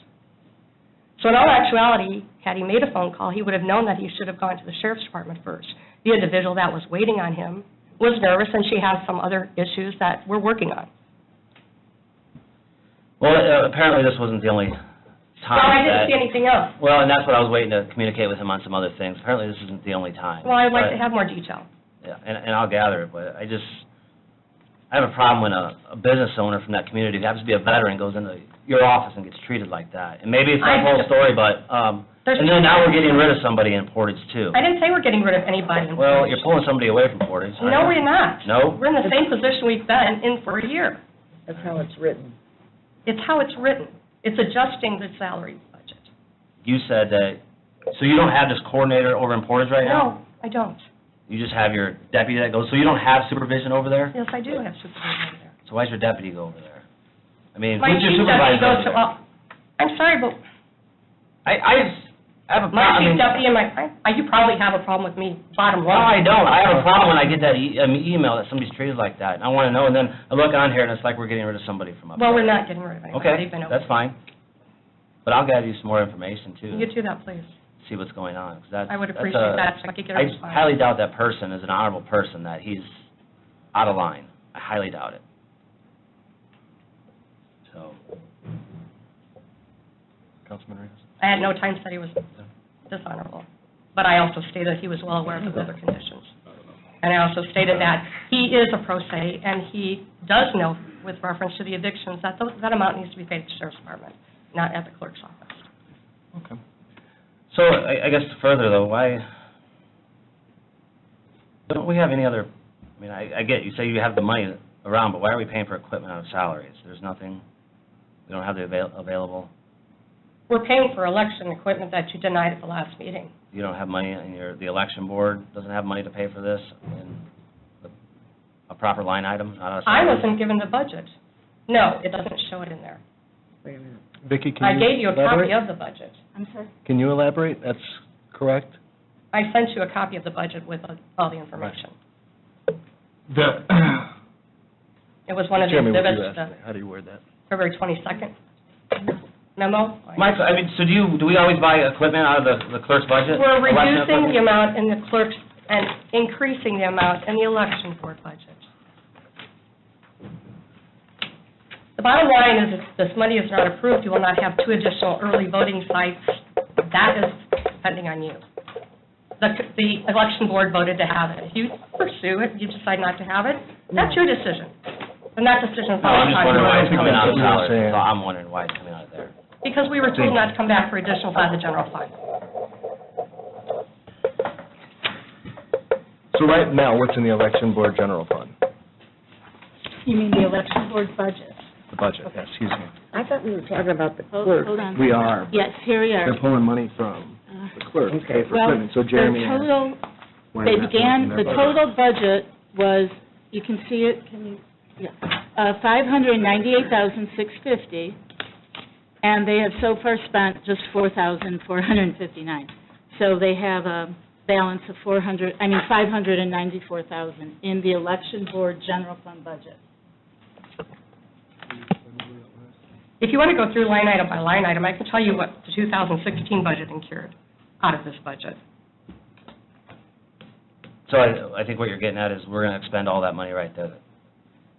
That you need this money to get these 2 printers, that we're not going to have money in the election board budget? Not from the numbers that I'm looking at with the amounts that were spent in the 2016 election.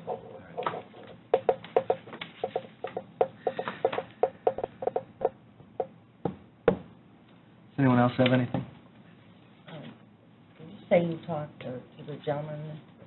Yeah, I spoke to Jeremy at ESS. Jeremy and I both did last night and discussed the printers and whatnot.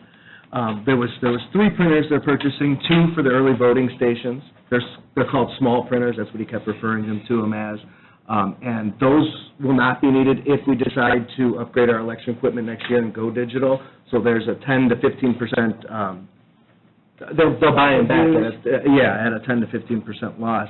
And the 3rd printer was for here in Valpo, and that was, we didn't have the cost for individuals, it was $38,000, pretty much $39,000 for all 3 printers, but that printer here in Valpo would be continued to be used with the new system to print absentee ballots and stuff. And correct me if I'm wrong if I agree. No, it's correct. One thing that's not clear to me is the constituent complaint, and that's just a privileged conversation apparently that a couple of people have had and hasn't been shared with the rest of the board, or at least with me, so I'm unfamiliar with what that was all about. That I certainly- forwarded it on to all you guys. That certainly it clouds the discussion, I think, to some degree. One thing I do know is that we definitely are, I think it'd be beneficial, advantageous for the county to have 2 additional voting locations. And that's part of this motion as well, where we're talking about an additional voting location for Hebron and Union Township, which I think is something that is extremely important, and something that should be focused on as well. Well, I don't think it's a clouded conversation when I just see that it appears on paper that they're taking one less person from an area that I'm getting complaints from. That's why I just looking for clarification on that. Right, and that'd be helpful if everyone was also aware of those issues, because I had not heard that. I'm sorry, I missed it because I went to the restroom. Was there some form of detail on that? Is there something on? No, I'll forward it on, and you can look at it. Okay. I think we've talked about it. All right. Okay, did anyone else have any further discussion on the matter? Would you let us know when you find out what's going on there? Could you forward something? Yeah, I have it in writing. I'm getting down to detail as to the specifics. Thank you. I actually went and copied some information from what was posted on other sites. Because he said, she said, it's not going to work this out. Well, it's in the middle. You know, I understand the frustration of going to one location when you really need to be at another location. Very good. I don't even know what happened, so. Any further discussion? A roll call, please. Okay, may I just clarify what the roll Yeah, call what is that? Is it just on the reduction of 2 employees, the 144? My motion Or was, the reduction of the salary? my motion was the reduction and the 144. So it's the whole thing. But not the additional in the election board? Not yet. Okay. Okay, the reduction and the 144 changes. Yes. Councilmember Larson? Yes. Councilmember Witten? Yes. Councilmember Bozick? Yes. Councilmember Rivas? Yes. Councilmember Graham? Yes. And Councilmember Jessen? Yes. 6-0. Next up, we have the election board. Looks like we're moving $68,000 to data processing for equipment to pay for the early voting machines. A motion that we accept it. Second. We have a first and second. Is there any further discussion? Have the only question I have is, have the locations been specifically determined at this point? The polling locations, yes. We're Early early voting. votings are the final. Early voting. Early. Early votings, we have 5, and those were the original ones we had voted on and certified, 2 new ones. I'm talking contingent about. upon getting the new equipment at the time. So we'll have to go back and re-vote, but that's the intent, is to keep the same 5. I think he was asking. I'm asking specifically about the 2 new ones. Where are they? Are they gonna- they're in Hebron and Union Township. And have those sites been specifically identified? Are they going to be in a school? Where do they know where they're at? It's, I don't know the exact, I know we had it finalized, but Union Township is the fire volunteer fire on 130, and then the other, Hebron was the community center, but, so. But yeah, we already got locations set up for it. It's all contingent upon getting the necessary equipment to do it. Any further discussion? Yeah, I mean, just to elaborate more on a conversation with Jeremy, because of what happened with the other equipment that we didn't purchase. Right. My question was, does ES&S stand by the equipment we have? Can it be functional perfectly, for this election? He was going to come tonight, but he said absolutely, that they stand behind the equipment and that it's well capable of performing this election coming up. Yeah, they gave us the service, they were willing to extend the service agreement for another year. I mean, they're intent on getting it up to snuff so we can run for the primary election and use it in November as well. At this point, we need to use it, so. So as the election board, you are guaranteeing that, or you will be able to guarantee that the equipment will be up and running for the primary and the voting. Well, there's no guarantee, but. Well, you're in charge of that. We're in charge. We're going to run the election with the equipment we have. So here's the question I've got. I was waiting for that. So let's just talk about the election. Now is as good a time as any. So, we know that over some time now, there's been some question about the election and who's going to run the election. I've talked with you, Dave, I've also talked with our clerk, to kind of get a feel on where you guys are at. So as it stands, we're approaching the primary and then the general on the back end of that. So what is the election board's thought on who's going to run this election? Will voter registration be involved in that, with respect, not just registering voters, but the actual running of the election? What's the clerk's, and I know some of the answers to this, by the way, I'm just asking these questions for the benefit of others. What's the clerk's intention on the election? And we know that, and I've also talked with someone from downstate, state election board, trying to get their feel on what they think is a requirement and who needs to run the election. And that we do it a little bit different here than we have in the past, and it sounds like we're moving in a different direction for lots and lots and lots of reasons. It seems like, anyway. So what's the thought from the clerk and the election board with respect to who's running this election? Well, I mean, my opinion, I'm not speaking for Jay and Karen, but my intent, we're going to run the election like we have previously. It's always been certified and approved. There's never been a challenge contesting the validity on how we do it. Right. We have the same paper ballot system that we had in 2016, so I have no intent in changing the process at this time. Our proposal previously was the electronic equipment and doing consolidation. That did not get approved, so at this point, we're staying with the same process we did in 2016. So back to my question then, and we all know, I mean, we got forwarded an email, and I won't get into the devil in the details, but it just basically said, from voters registration, I'm not doing elections anymore, or we're not doing elections anymore. I don't want to paraphrase here, but it caused some concern, obviously, when we got that email, because then the question became, okay, then how is this going to work? Statute talks about the election options that the election board has, and talking with the state, they say, well, gosh, it's the clerk, it falls to the clerk, so the clerk's the one that makes the decision here. And I said, okay, well, gosh, if the answer is that the clerk is going to run this election, oversee the election, are there any restrictions because the clerk's on the ballot? I just want to make sure to protect her. And he said, no, So something about she can't use her personal seal, she has to use some other seal, but for the most part, she can run the election. Sure. So we just have to make sure, and honestly, we don't decide who runs the election, we don't decide who doesn't run the election. We fund it, or we don't fund it, depending on what your requests are. It's our job to make sure that you have the tools at your disposal to make sure that taxpayers of Porter County have a fair and accessible election process. But when we get these emails, and I'm not advocating one way or the other, it just causes concern to us. A lot of red flags. A lot of red flags go up. Sure. So we want to make sure that, and I just want to know right now, how is this primary going to work? Do we have voters registration involved in running the election, or do we not? As of right now, we do. Okay.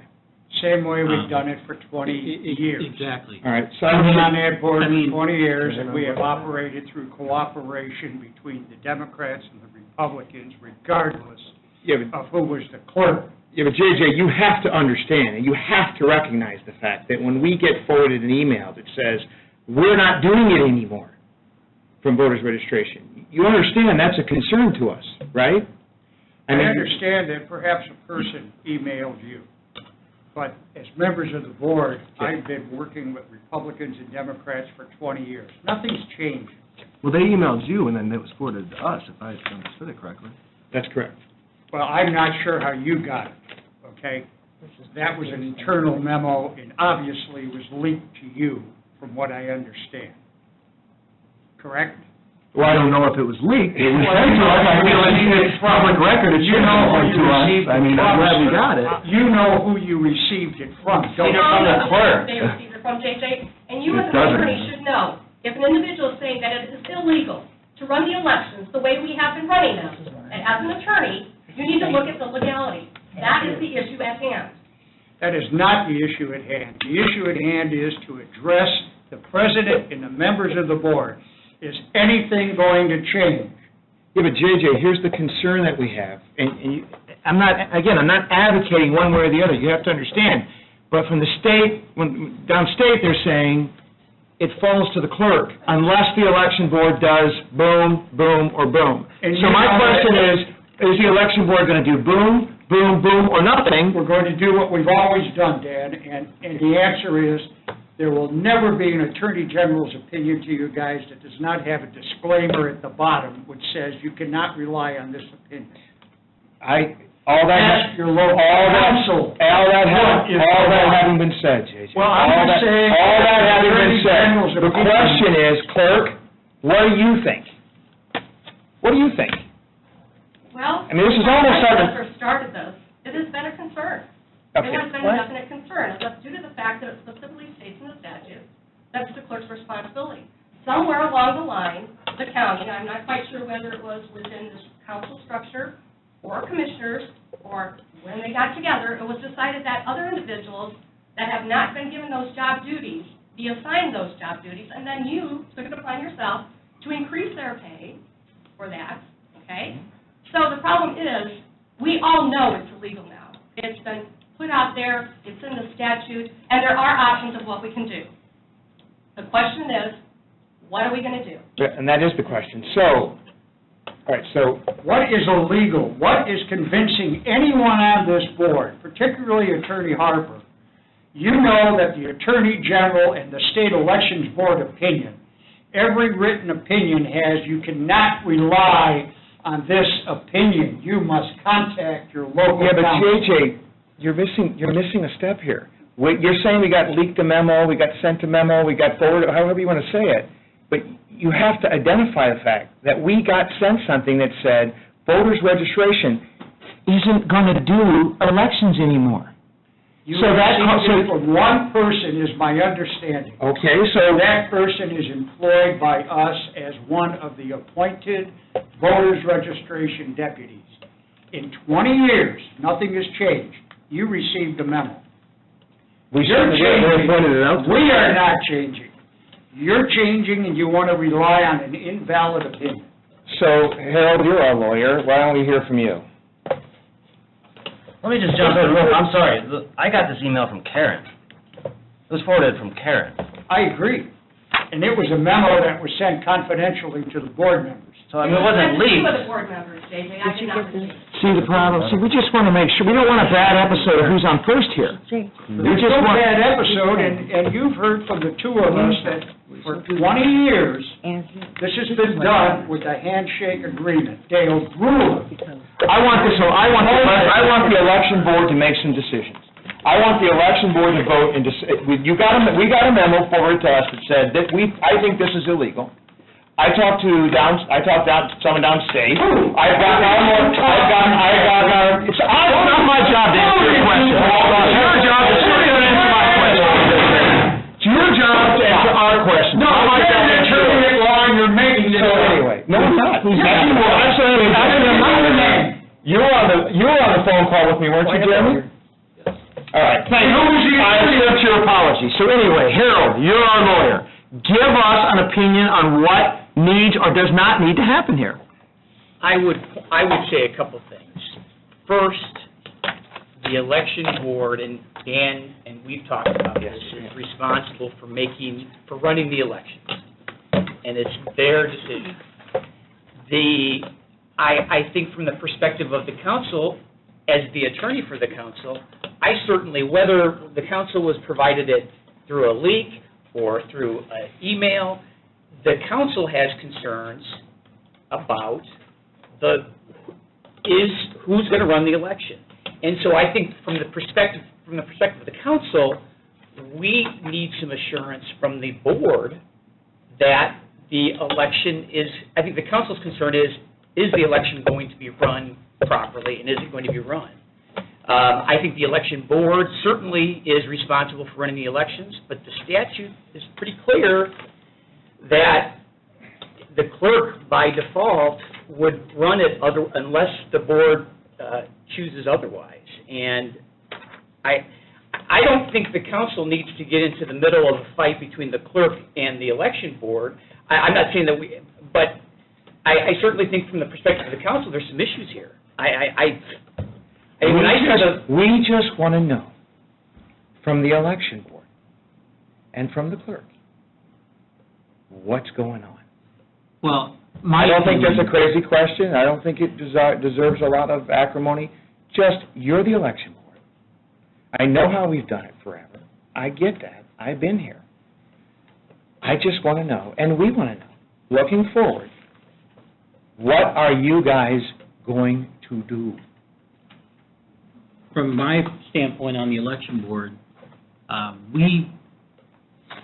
again, I don't want to go back how we got here, but we did propose a very progressive plan of going with new technology and consolidation, and that was the hope.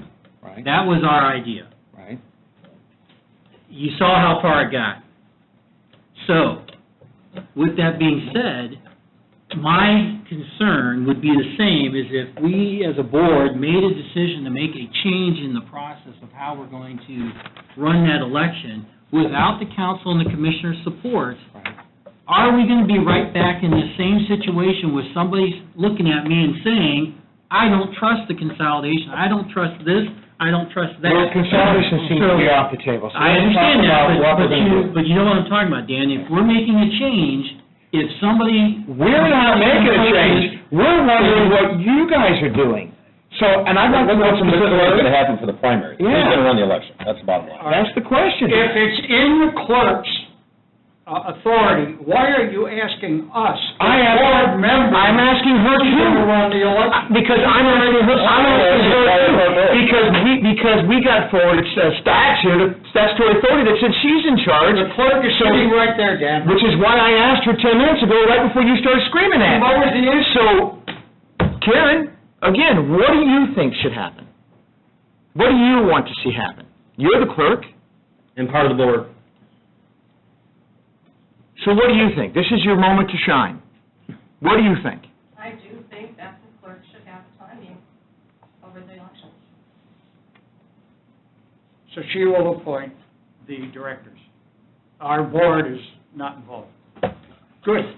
That has nothing to do with directors for the Good. voters registration. I don't That's by statute by the political party. Yes, sorry. I'm just saying, we're not involved in running the election any further. And see, that goes to my point when I said that I think when you make a change like this... We're not making a change.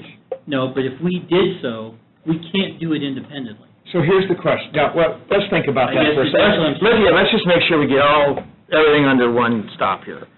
So from the commissioner's perspective, we would need them to buy in because of space allocations and things of that, contracts that need to be signed, stuff like that. They could abolish voters' registration office by unanimous vote, so if that was the end game here, we would need them involved.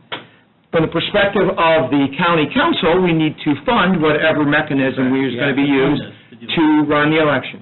From the clerk's perspective, if she thinks she can run this election autonomously and has the staff, I think the statute says something about because it's more reasonable or efficient.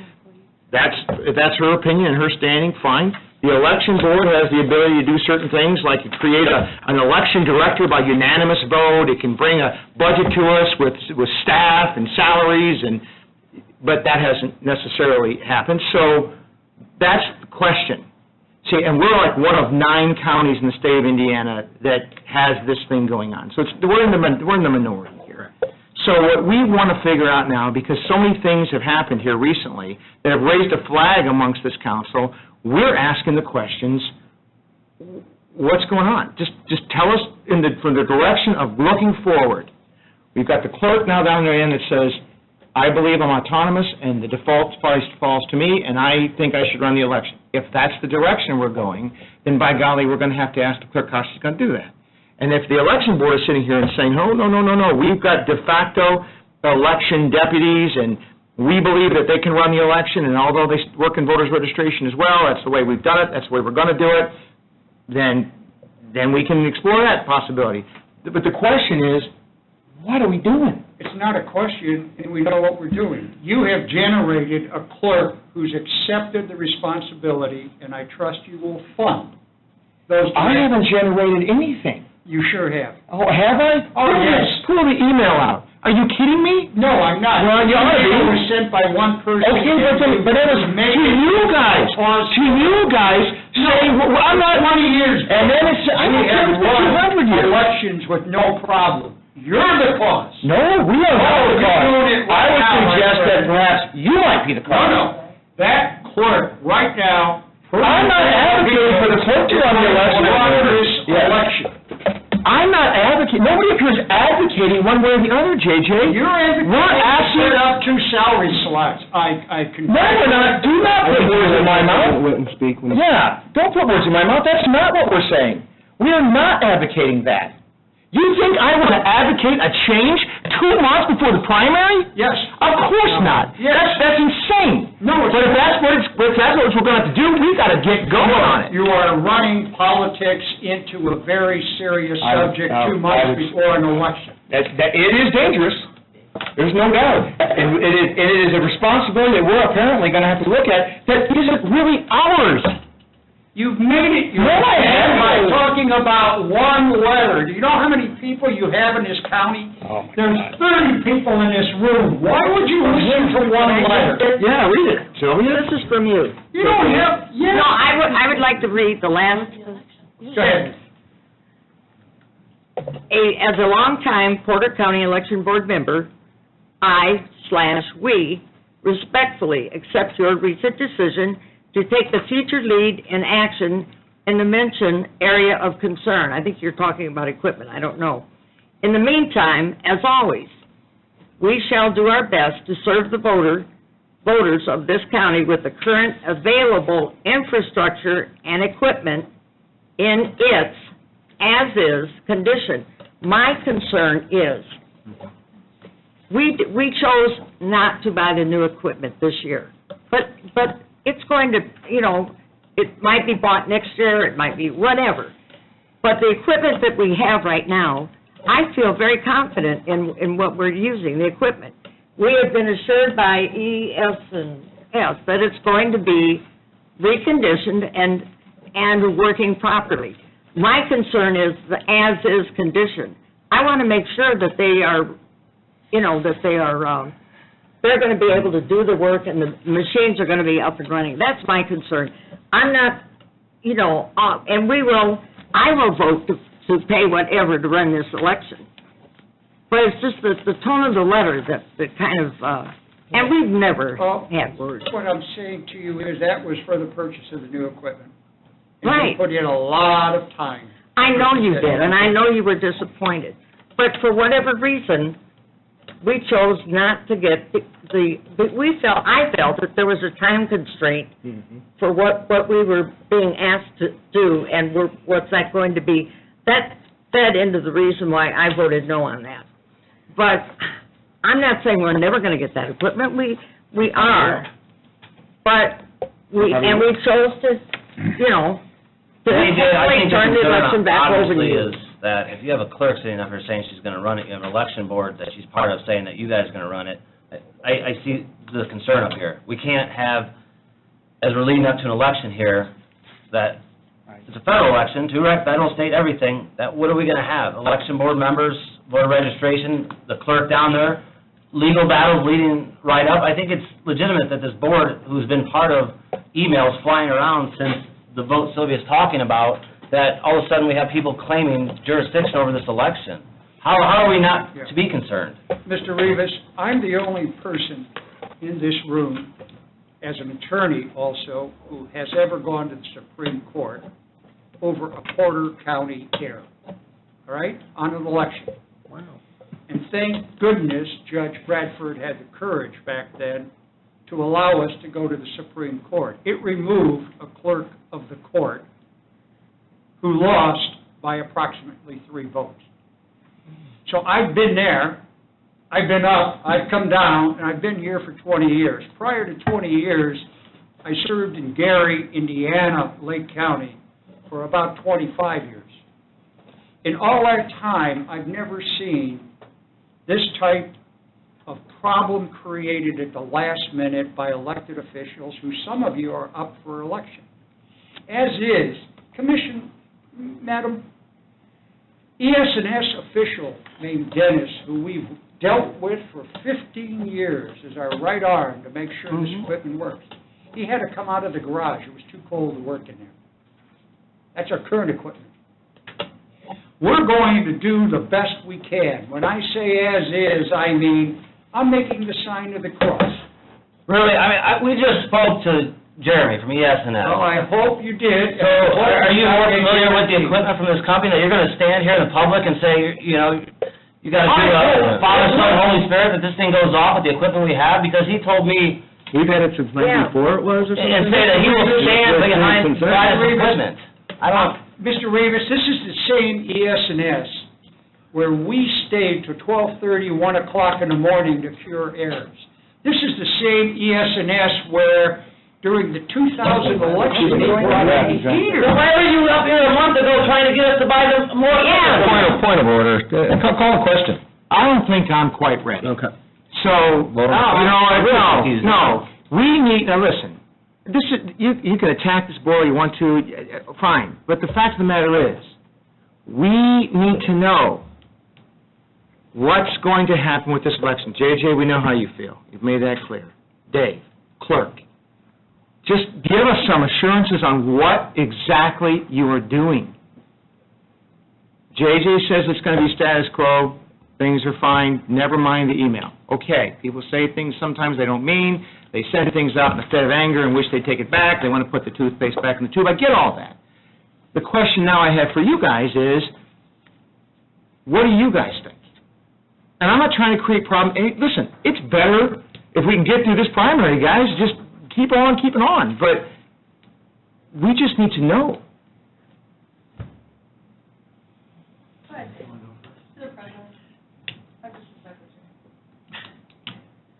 Well, my opinion is we follow the law.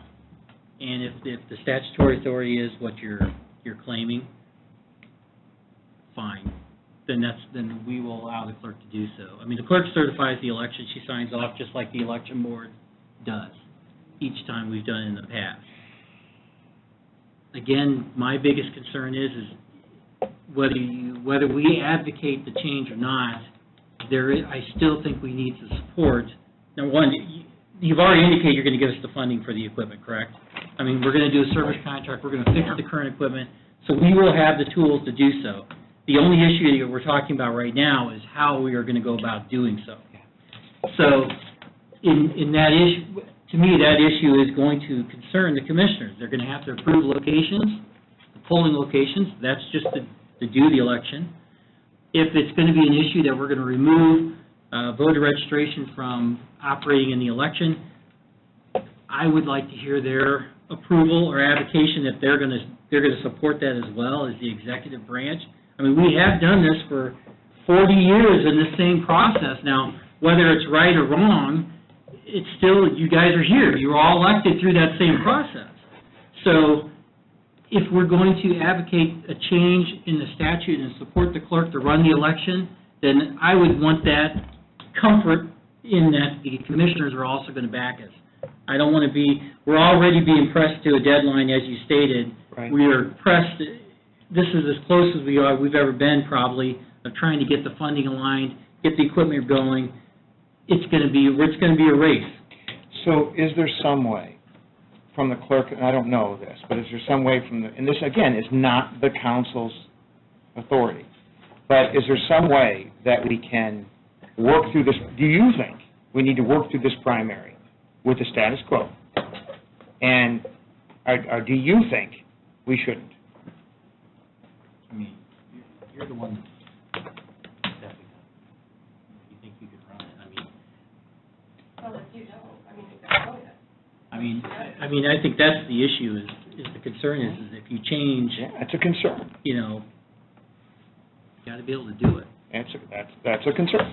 And like I said, the board's feeling was, is there were going to be no change. We're going to run it as is. Now, with the letter and the other issues that have come forward, I mean, there's a question in our mind as well, but. Was there any follow-up to that letter? Did that just stop? That was the end of it? It No one's stopped. talked to that person to find out? Well, I'm a little confused because I think statutorily, we don't have any control over what's happening. We don't. And I don't want to have any control over what's happening here. All I want to ask you guys is, can people get elected through the process that we're facing? And that's it. We don't have any other choice in the matter. As a council, I don't want to change who's controlling things. I just want to know that the election process is going to come off without a hitch. And that the rest of the conversation is just a waste of my frickin' time, honestly. So, I mean... Well, you have to know what we're going to fund. I'm not funding anything. Well, right you're now. funding an election. Yeah, But two extra polling what you're places. asking for funding is the machines themselves. Right, 2 extra polling places. And what you've told me is that Rest of it's the election board's decision if we're going to run it as is, Right. or we're going to commission the clerk and say, run it. So I think that's something we could do at our own election board meeting and do. Yeah, but exactly right. So all I wanted to know tonight was what direction you all are going, because if suddenly you come to us and say, we're going to have the clerk do it, and we're sitting here in March, there's no time. By the way, I'm okay with it. I'm okay with it. I mean, we don't have the authority. Jeff's right. We just need to know what we need to fund if there's going to be a change. I'll be honest, First things when first. I look at the budget, and I don't see any additional, there might be one transfer from one line item up to All right. the additional hourly, but I don't see any additional funding. All right. The $180,000 that we have for ballot and voting, we need $138,000, $39,000 of that comes for batteries. We've got $70,000 in our contracts, maintenance, for ES&S, and with the numbers that I pulled from the previous budget for 2016 for the presidential election, they all came within those numbers. So I don't see any additional, except we have to, have additional personnel for the other 2 locations. Can the 4 of you tell us that it's going to work? I think it's going to work. Figure it out, guys. Figure it out. You tell us it's going to work. If you can tell us it's going to work, then we're happy for Call the question. Okay. Well, no, we'll go back to personnel, though. I mean, again, I don't think you guys are on the same page, but you're not going to need additional Vote on the question. personnel We have to vote on it. No. to run, and you're saying you're going to run the election outside of which... Let's let Tim figure it out. The one thing I was going to say is it is legally, it is not the council Right. decision. We don't want It's the it. election board's decision in terms of how it's going to get Yeah, run. we don't want that. And, I'm asking just about... no, I know, I just personnel for I understand, I just want to mean- make sure that that's clear. The poll worker money would come from the same budget. Right. The question I was, guess it is time for the question. Yeah. Okay, so can we have roll call, please? And this is to move to $68,000, correct? Reminding everybody on the motion. It's for Thank the you. increase. Right, for increasing. Additional, correct, for the data processing Just for handling. the 2 additional spots. Just put everything away. And that includes just more than a printer, I assume? That includes the laptop and all the equipment thank you. necessary to print out the ballot, and then it's one ballot printer for about Vicki? Councilmember Witten. Yes. Okay. Councilmember Bozick. Yes. Councilmember Rivas. Yes. Councilmember Graham. Yes. Councilmember Jessen. Yes. And Councilmember Larson. Yes. I just say one final thing.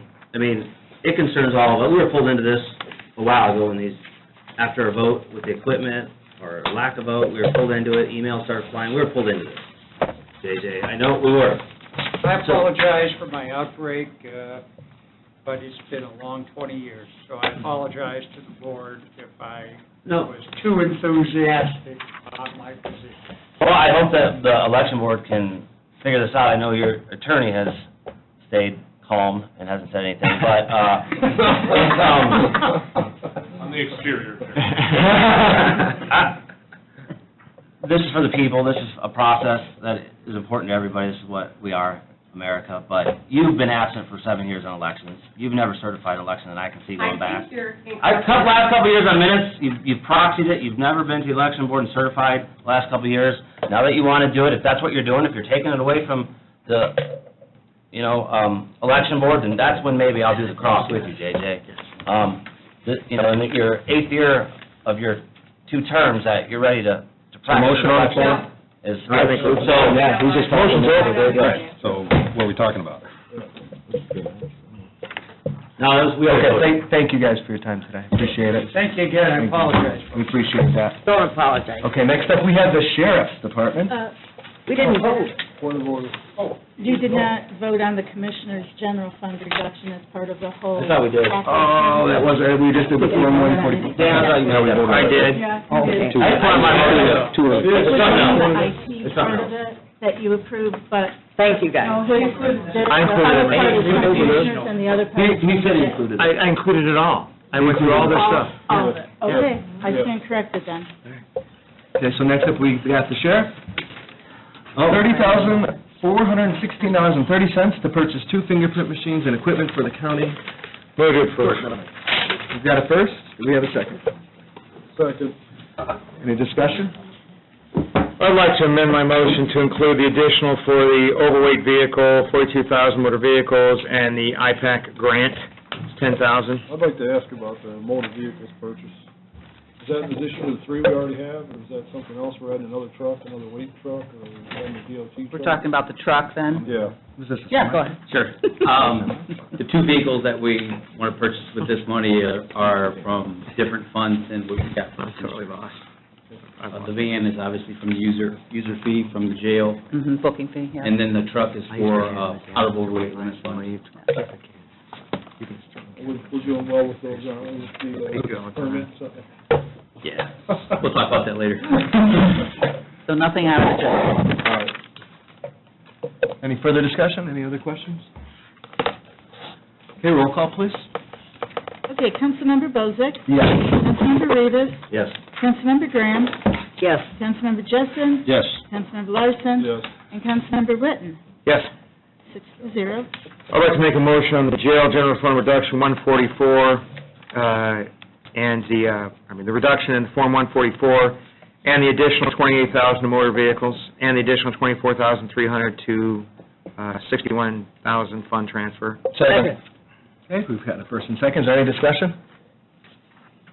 Hearing no discussion, roll call, please. Councilmember Rivas. Yes. Councilmember Graham. Yes. Councilmember Jessen. Yes. Councilmember Larson. Yes. Councilmember Witten. Yes. And Councilmember Bozick. Yes. Thank you guys for your patience sitting through our long I meeting. see, I see the sheriff put something out about Yeah. a program he's got coming up. Yes, that's in March, isn't it, the, one? school safety? April, yeah. Is that a couple of guests coming? I seen that. I'm not exactly sure what the date is, There was a guy but, from Columbine. The principal, right? He was an author on a state school. Yeah. no, Kind of like an yeah. active shooter kind of training. yeah. Seems like a great I program. know you guys. That's going to be what, over 40? That's very timely, I unfortunately. think it's going to be, I think he's going to have it at Ivy Tech, I think. Yeah, Yeah. Ivy Tech, yep. That should make it, it's going to be good. Yeah, we'll be- Yeah. we'll be It'll be there. very interesting. All right. Well, thank you guys again, we Okay. appreciate Good it. job. Thank you, Okay, Joe. Ms. Vicki, time for the second reading? Whereas it has been determined Thank that you all for it's not- coming, it's always a pleasure. Whereas it has been determined that it's not necessary to appropriate more money than is appropriate in the annual budget, therefore, be it ordained resolved Glad we by did the entertain, Porter County Judge. Council of Porter County, Indiana, that for the expenses of the taxing unit, the following additional sums of money are hereby appropriated out of the funds named and for the purposes specified subject to the laws governing the same. General fund, a total of $453,116.30. Porter County Substance Abuse Council, $41,056.06. Highway Fund, $50,000. Tax sale fees, $20,000. Overweight vehicle sheriff, $42,000. Inmate property fee, $52,300. MOH management, $38,120.04. Health immunization grant, $28,773. Yes. Land and Water Conservation Fund Park grant, $200,000, and prosecutor IPAC grant, $10,000, and that concludes second reading. I make a motion to approve second reading. Second. Roll call, please. Yes, Councilmember Graham. Yes. Councilmember Jessen. Yes. Councilmember Larson. Yes. Councilmember Witten. Oh, yes. Councilmember Bozick. Yes. And Councilmember Rivas. Yes. 6-0. Next up, Mr. Harper, the attorney's report. Do you have anything for us? Just quickly, Real quick, Harold, who runs elections? Apparently, that's got to be seen. Don't go there, we're done with that. In regards to the hospital trailing liability fund, there's still only 2 cases open, 2 med-mal cases open, both of which were, in terms of the panel stage, favorable for the hospital. I talked to the attorneys that are defending both of those cases. One case was set for trial. It had been continued as of the last time we were here. It's set for trial in February 2019. The other one, I'm waiting to hear back from her. On both of them, it looks like we've met the deductible. Our exposure should be limited, but we are still in sort of a holding pattern until we know a little bit more. I just wanted to give everybody an update that those 2 cases are still pending. The likelihood that there's going to be, any kind of drawdown on that is not high, but I still think, we have to keep that on our radar. Right on, man. Thank you, Mr. Harper. Okay, next up, we'd like to pass Go ahead. the mic over to Sylvia. She's got something to say. Okay, it's been a long... Question. It's been a long evening, but I want to say that Susan Miller, who's in the back of the room, who probably got a lesson tonight on county government, but she pointed out, it's been in the papers and that, but I want to make sure because we are all paying for our license plates and everything right now. I just want to say that if you live in the city of Portage or Hebron or Valparaiso, that you need to pay the wheel tax. However, you're going to get your registration where you have to tell them when you go in to get your plates that you do not live in city limits. Unincorporated, like I live in, my mailing address is Valparaiso, but I'm in unincorporated Center Township, so I do not have to pay that wheel tax. People are inadvertently and unknowingly paying that wheel tax, and they don't have to. People in Washington Township, Morgan, if you have a Hebron address, you're going to be paying it, and it's up to you to catch it and to tell the government you want your $25 back. Sylvia, didn't I just see that they are addressing that now, and they're going to refund some of those fees? They are, and they have finally put in they have you drop down to a box, and you have to tell them you are not in any city, that you're an unincorporated. I saw if you file and mention to them that they will refund some of those monies or credit them to your fees. Well, actually, here's what happened. The legislators passed the bill, but the Bureau of Motor Vehicles did not have a vehicle. It was not streamlined through, so the Bureau of Motor Vehicles didn't have a vehicle? They did not have a way of putting it through the pay. I think they had to correct that because some of the counties were implementing wheel tax, and they were double taxation on some of the other... It is, and people are right now... We tend to dump tea in harbors in this country for that sort of thing. But anyway, we make light of it, but there's people paying to get their license plate that they do not have to pay, that's $25. You are exactly correct, Sylvia, and it is not fair. Valid point. Your point is well taken. We should not impose a wheel tax in this county. That's right. Was there anything else for the good of the order? Anyone else?